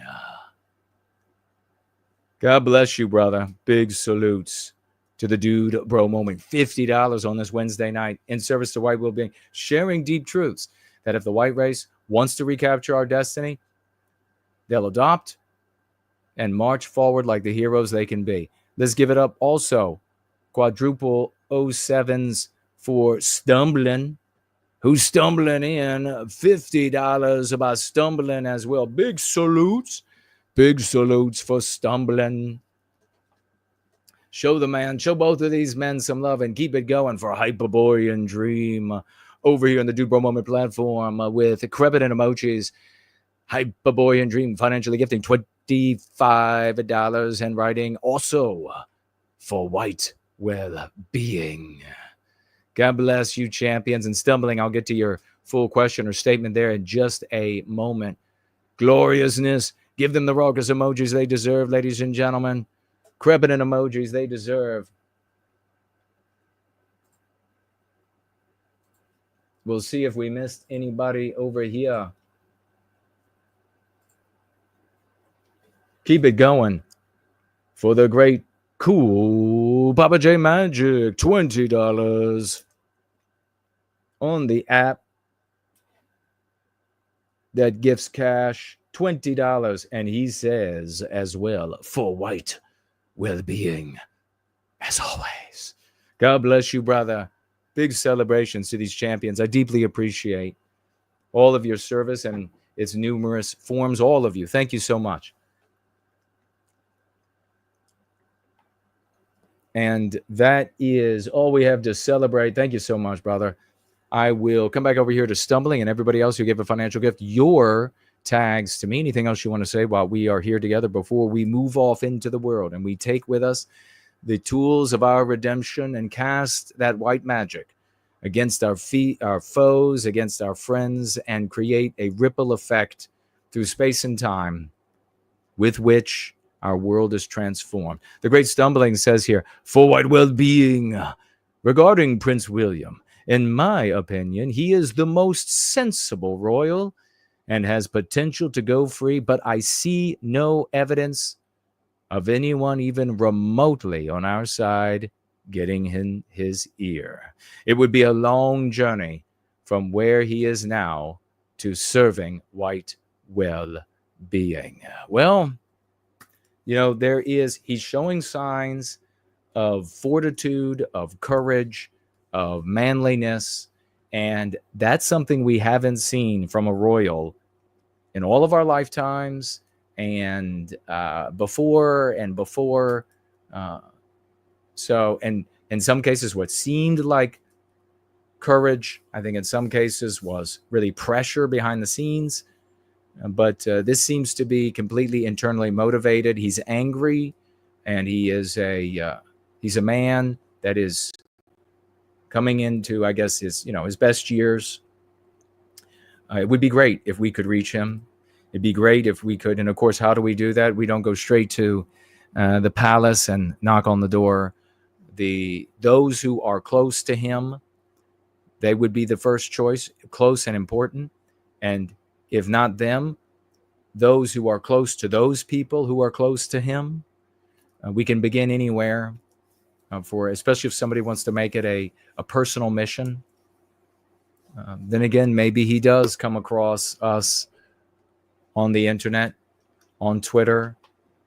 It's not like he lives entirely in a bubble. That's one of the reasons why we have to be so loud, in some cases brash, and ever present, and boxing out of our weight class so that we can reach people like this and make the big changes in the world. You all have probably heard many times about how Christianity spread across Europe, how it literally got started in Rome. Would be nice for the king to step forward and declare that anti-whiteism is the problem, that white well-being is a great moral objective for us to strive for and toward. That would be really transformational. Thank you so much, and great words there. Let's see, we also have very early in our gathering, fight, sport, talk. Financially gifting $12 over here on Premium Rumble. Thank you so much. First time financially gifting, I think. He says, as soon as the other sports channels bring up racism, of course it's racism, toward blacks, I can't help but sketch out. I can just see it being brought back to white guilt. Yet our enslaved ancestors are ignored. Salute all. Big salute back to you. Thank you for that. Yeah, when they're talking, and again, it's a great piece of evidence of the existence of this ideology of anti-whiteism, not wokeism, not liberalism, because why? If it were liberalism by its definition, if it were wokeism by its definition, you go down the line, you don't necessarily end up with the villain always being the white guy. When they talk about blacks being discriminated against, who is the bad guy? We all know. When they talk about Jews facing persecution, who is the bad guy? We all know. You can run down the line with this. None of these ideologies that by their description and definition, by the cuck right or the clickbait right, none of them, by those strict definitions, are inherently anti-white. And so that's how you know that those descriptions are wrong. That's how you know that there's an ideology there that is anti-white. Thank you very much for the $12. First time financial gifter. And a great comment. So true. Hoyt McCoy is over there. Good to see you.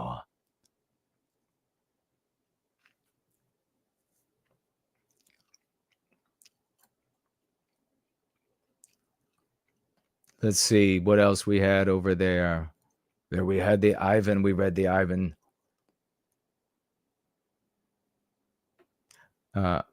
Ashby says being a highly attractive woman can be extremely alienating, especially if you're also high IQ.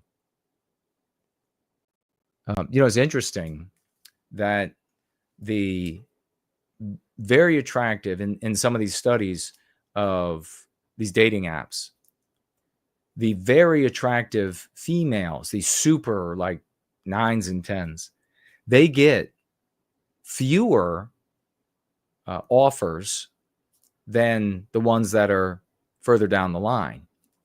The reason for that is because the guys know, unlike women who don't seem to be able to put 2 and 2 together, another reason why leadership is a bad position for them, that if we are not 9s or 10s and or have a ton of money, that there's no hope with a very attractive female. So these women can go with fewer offers, less attention because of their great beauty. Women, however, and as you've seen from these studies, as you've seen the data released by the dating apps, a guy, a 9 and a 10, the girl can be a 3 and will throw herself. It's insane. Like there's no awareness that he's out of your, like, it's just pure emotional fantasy, Bravo Sierra. And then they learn the hard way that if he'll give you attention, it'll be for the night, it'll be for a month, it'll be for 6 months while he's giving others attention, and then he's moving on because everywhere in the world he goes, he gets, every female looks at him with that magic look of please come talk to me. And I've gotten to see that look, not because it was given to me. It's never been given to me. But I had 2 friends, not at the same time, at different points, that were pretty boys. And we would go places, and guys, if you've never had a friend that's a pretty boy, 9 or 10 on the scale of pretty faces, you can't even conceive what their life is like. You cannot conceive it. The entire female population is a diametrically different animal for them in their lives. You and I go through the world. A woman can be 2 feet away. Unless you're going to run into each other, she's already given you a thousandth of a second of a look and determined that you're not worth it. And she's not looking back. On the other hand, if you're a pretty boy, she's not taking her eyes off you. She is hawking on you worse than guys ever hawk on a woman.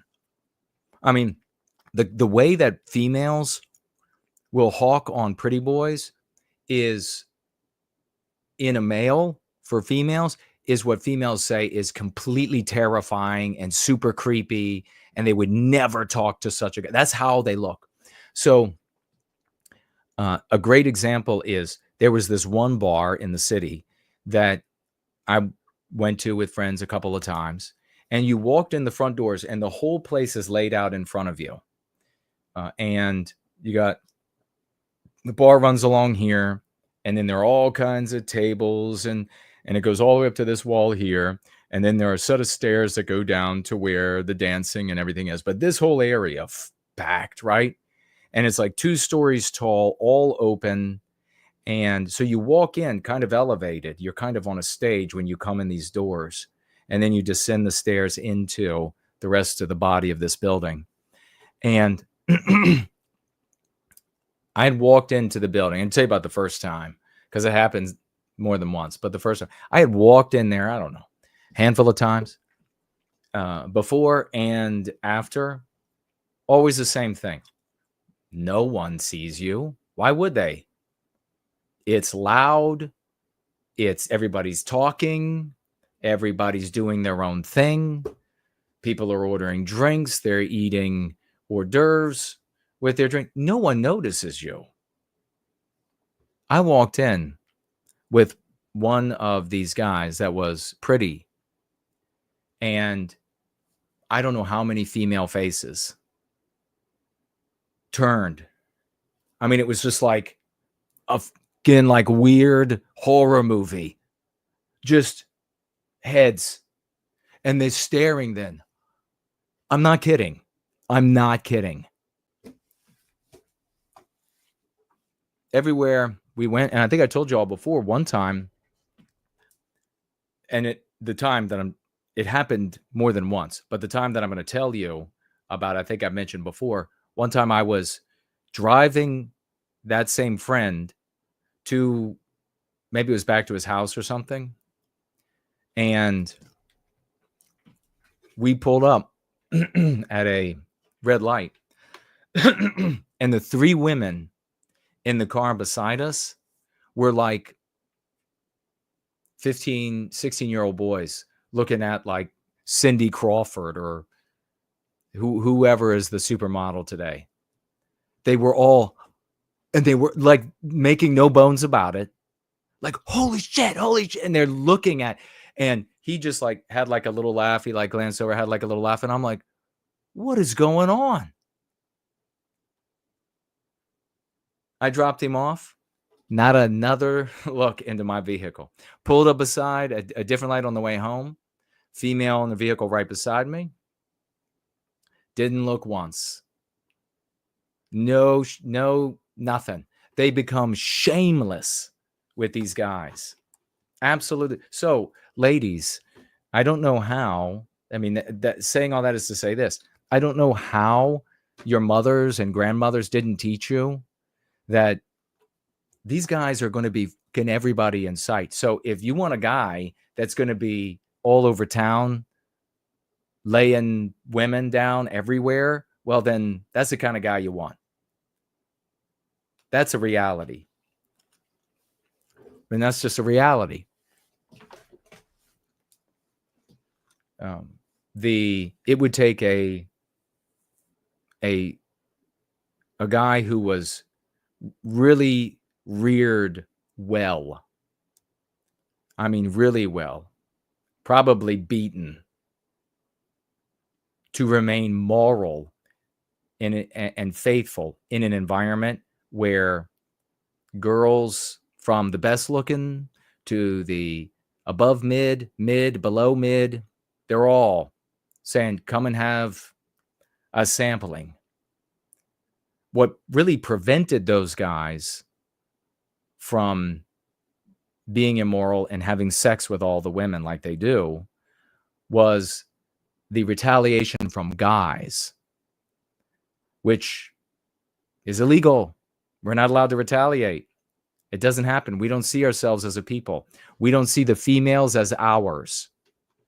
So when we look out and we're like, my prospects are few, and like there are my 3 prospects, and wait, here comes fill in the name, and he's going to have sex with all of my prospects.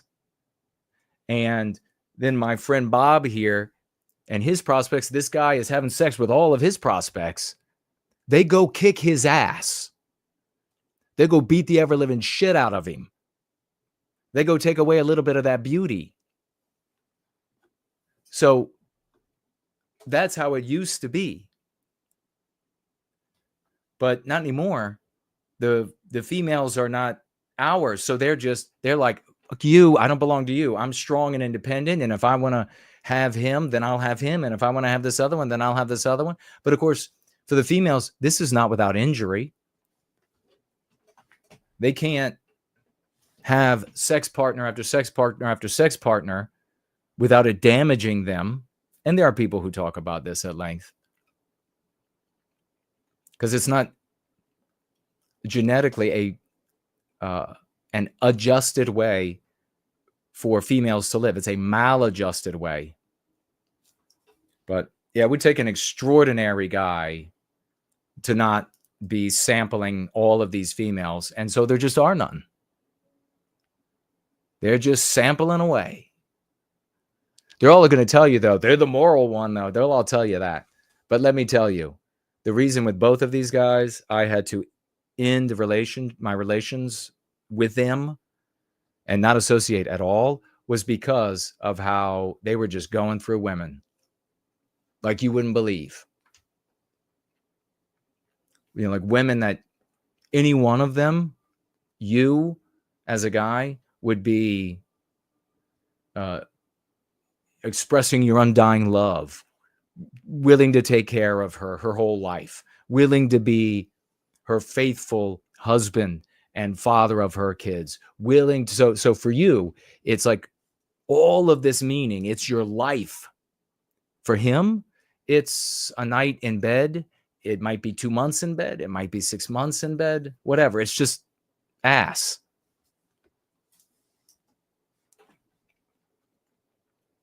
But it absolutely is true that the really attractive females get fewer or get less attention because most guys know that they just don't have a chance. Kitty says here, women should have their own divisions and ships and submarines if they must be in the military. And she said she thinks that's how the Russians organize their military. Is it? Do they do that?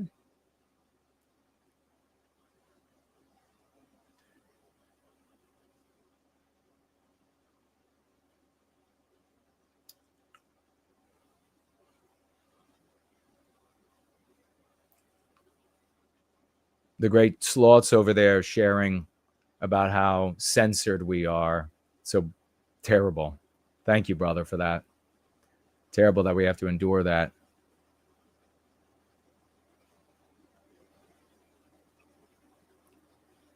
I think there are plenty of roles in military and police and fire department that females can fill. But there are obviously roles that they can't without it being subsidized somehow, without standards being lowered somehow. And so in those cases, no. Not allowed in.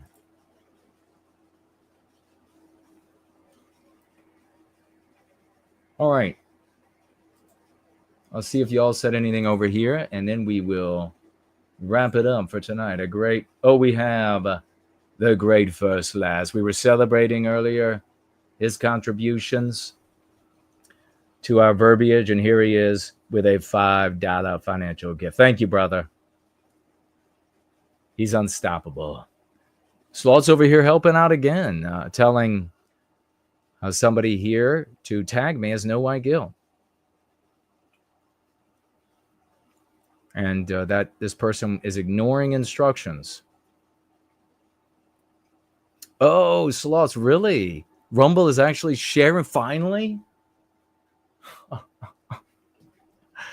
I can be live on Rumble with no one else live. We've had that happen. And we're not showing. Rumble pushes who they like.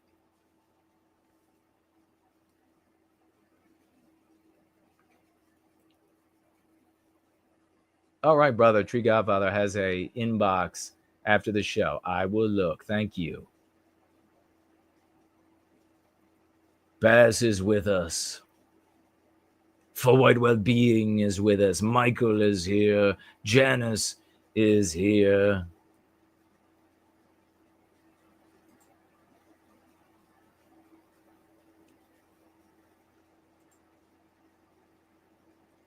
DeWitt. You have something to ask or say of me.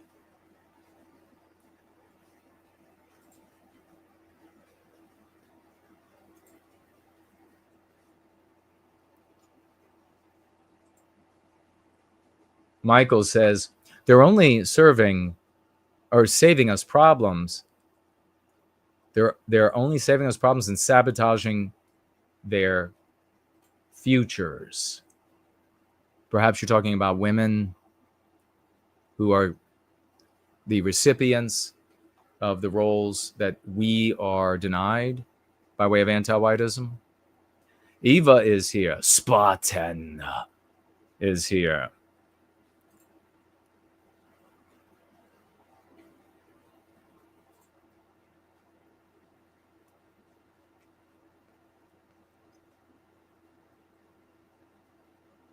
If Rasputin got the Tsar's family, we can get Ivan into Buckingham Palace. Says, ay, ay, ay, ay. That would be awesome, wouldn't it? We can live up to a framework where we are heard and hopefully one where we are listened to. Yes. Well put, my friend. Well put. Matthew Beck is here. Good to see you, sir. First Lad says, thank you, Jason, for your tireless work. I appreciate it. And thank you as well. Be wise, open eyes. Westman Positivity is here.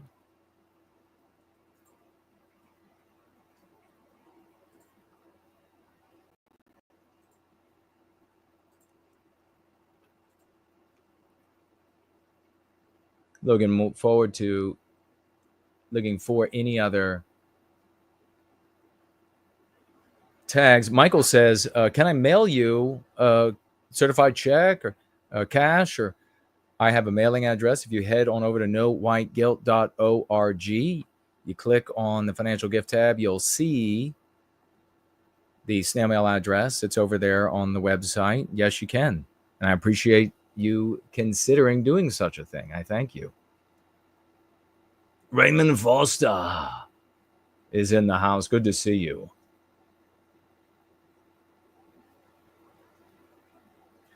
Michael asking, can you spend some more time on the older, more entrenched anti-whiteism? Not much more tonight since it's already at 4 hours. And I really was thinking I should just do like 2 hours, but not much more than to say tonight, at least, than that aspect of protecting women from their own failures and acting as though they weren't responsible, and on and on. You know, at every white household, if a female gets upset in the house, virtually every household, if a female gets upset, everybody runs to make things better for her. Everybody gets up. Everybody's got to, whatever it is. That's got to end. That's anti-whiteism. That's putting too much value on the female. And what it does is infantile.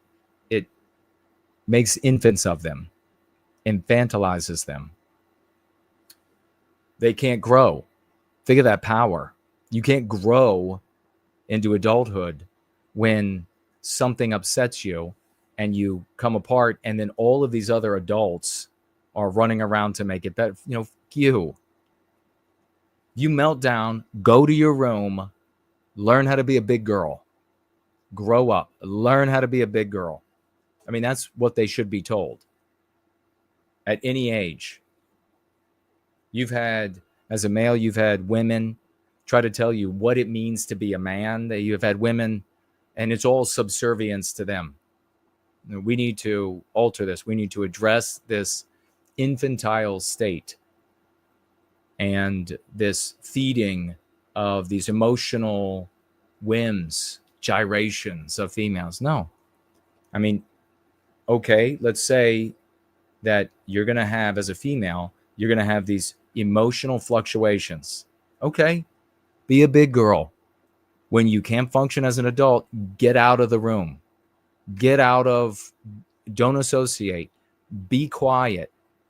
And there are going to be sometimes, even when your emotions are driving you, that you're going to have to be a big girl and bite your lip, bite your tongue, whatever it is, and do what's got to be done as an adult.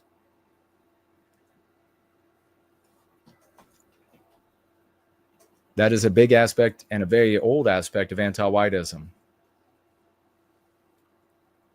I mean, it was with our great-grandparents. So we've got to extirpate it. Thank you for the question, though.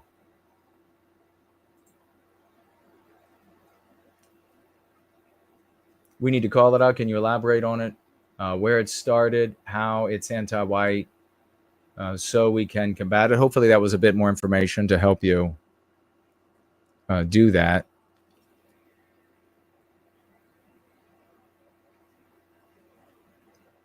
And it's a great example of the selfish individualism of white people and how a selfish woman would want to drive her environment to treat her this way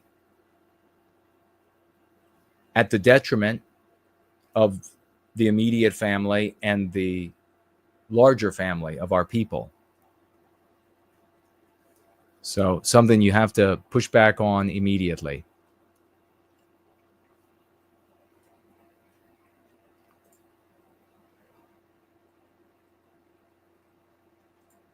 All right. Make sure I didn't miss anybody. Any financial gifts? I don't think I missed any tags.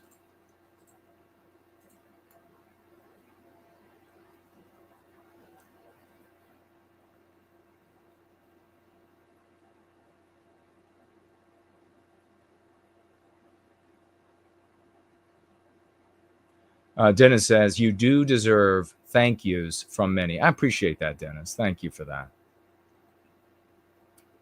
Slots is helping out Eva. Tag Jason, if that's what you're referring to. Eva saying she doesn't like the train of thought of females having this infantilization and everybody serving them. Well, that's a maturing process. If that's what you're thinking, that's a maturing process that you're going to have to come to. Rest assured, you might hear me say, you're going to have to overcome this. You're going to have to overcome this notion of all of this extra value on a woman. Women are no more valuable than men. You're no more special. You're no less, but you're no more. And rest assured, it's not going to be me who compels this of you and other females. It'll be circumstances. And the females that submit to a fair and equitable treatment within our families, within our people, they'll be the ones who have kids and live on. And the ones who don't will be eaten by the monsters of anti-whiteism standing outside your beauty parlor. It won't be me causing it. I'm just the messenger reading the tea leaves of nature, reading the tea leaves of the socio-political environment, and accurately, like with Rebecca Lobach here, 100% accurate. 100% accurate. So I don't know how many times, could you imagine if viewership was equated with how many times a content creator is right? I mean, we would have like millions. We would have millions. And this, the big difference, you'll probably have noticed this, is that content creators that are talking about the news and that are giving their opinions on the news, you'll notice that one week they'll give an opinion, and sometimes the very next day they'll give a antithetical opinion to the previous day. Sometimes it's a week they'll give an antithetical opinion, because what they're doing is they're driving clickbait. They want to have all of these different positions. When you take every position, it's easy after the fact to say, I was right. But we're not doing that here. I'm not driving clickbait. I'm trying to empower individual white people with tools that are a curative contagion and can be passed to the people that they know, improving every white person they come in contact with, so that white people with power, with wealth, with nothing, can, all of us together, recapture our destiny, put an end to this.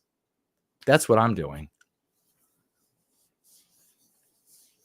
So when I'm consistently going one direction and I'm consistently getting it right, that's fundamentally different from a clickbait content creator who takes every position or nearly every position. All right, doesn't look like I missed anybody here. We got an 07. Big salutes. Thank you for that. Let's check over here. Kitty says Eves should have deferred to his own life. I think for Chief Warrant Officer Eves, he had all of that. Imagine this. He's trying to monitor Captain Lobach so that she keeps the aircraft flying. He's given her the instructions, and he's thinking about, I can't take this over because it's immoral. I can't take this over because I could get in trouble. I can't. All of that's going through his head, and he's clearly hoping that she'll at least follow the instruction to dodge the plane coming in. And who knows? I mean, we haven't seen the actual raw data. We don't know if he like grabbed the controls at the last moment. I would guess he probably didn't. I would guess he would be overwhelmed with obedience to anti-whiteism and making sure that she's at least flying it, and hoping, which is useless, that she's going to decide to actually go left any second now. Go left now, go left now. If he grabs it, he would have thought she's going to go left. She's not going to run into this airplane, right? He would have thought she's going, so I don't have to take the controls and get in trouble in various ways for this. Maybe himself even feel bad because he's an anti-white hire too, and feel immoral. He would have to have thought to himself, she's definitely not going to fly into the airplane.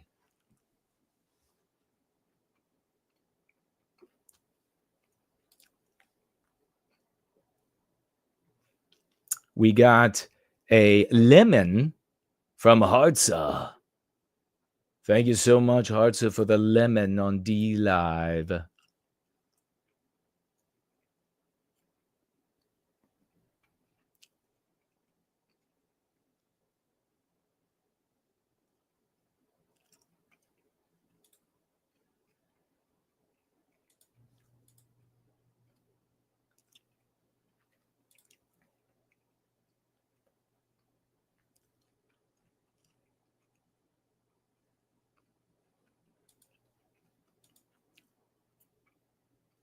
Question Everything says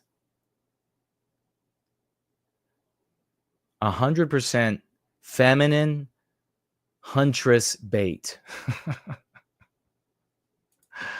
All right, cool. Very cool. All right, folks.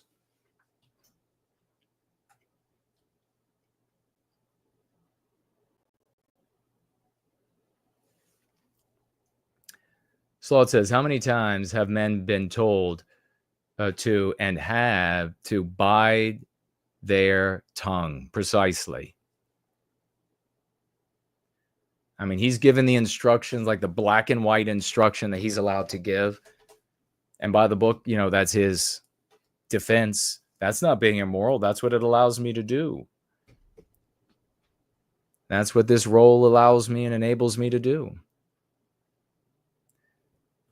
Jenna says, I was distraught and nearly in tears until you went live and I heard you say you were aware of the issue that affects all of us and addressed it.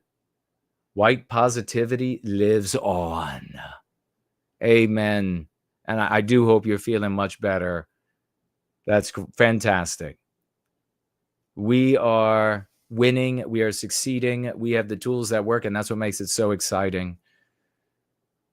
Mestizo Carv says, as we approach the month of May, what predictions do you have? In what respect to the month of May? You mean Commie Day? Like, are there going to be violence or rallies, or what do you mean?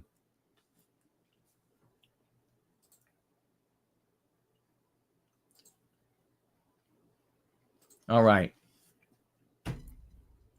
Ask me in the thread, and I will follow up there, good brother. Until then, we shall listen to the one and only man who sings with the voice of Confederate angels. For now.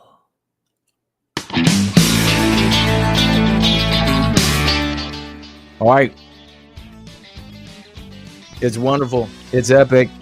We are going to continue succeeding. Don't forget, tomorrow, Yiz the Unifier, Yiz the Eunuch. I believe they're doing their show tomorrow, 6 p.m. Eastern Standard Time, Gulag Cafe. You want to be over there for her News Fest. I'm going to be there, and we're going to have a good time.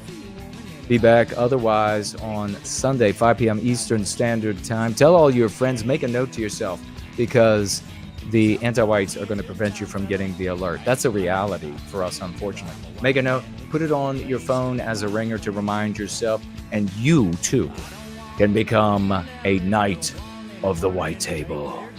Roll out.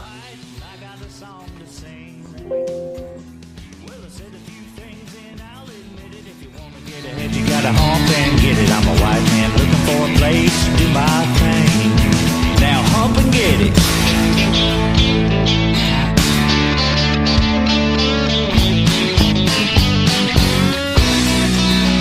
Yeah, I'm a small town man, I've been around a little. I like guitars and I like a fiddle, and that's the kind of soul it takes to fan my flame. First last, yes I did. You'll have to go back and listen. We celebrated you. I don't want no handout living, don't want any part of anything they're giving, 'cause I'm proud and white and I got a song to sing. Well, I said a few things and I'll admit it. If you wanna get ahead, you gotta hump and get it. I'm a white man looking for a place to do my thing. I'm a West man looking for a place to do my thing.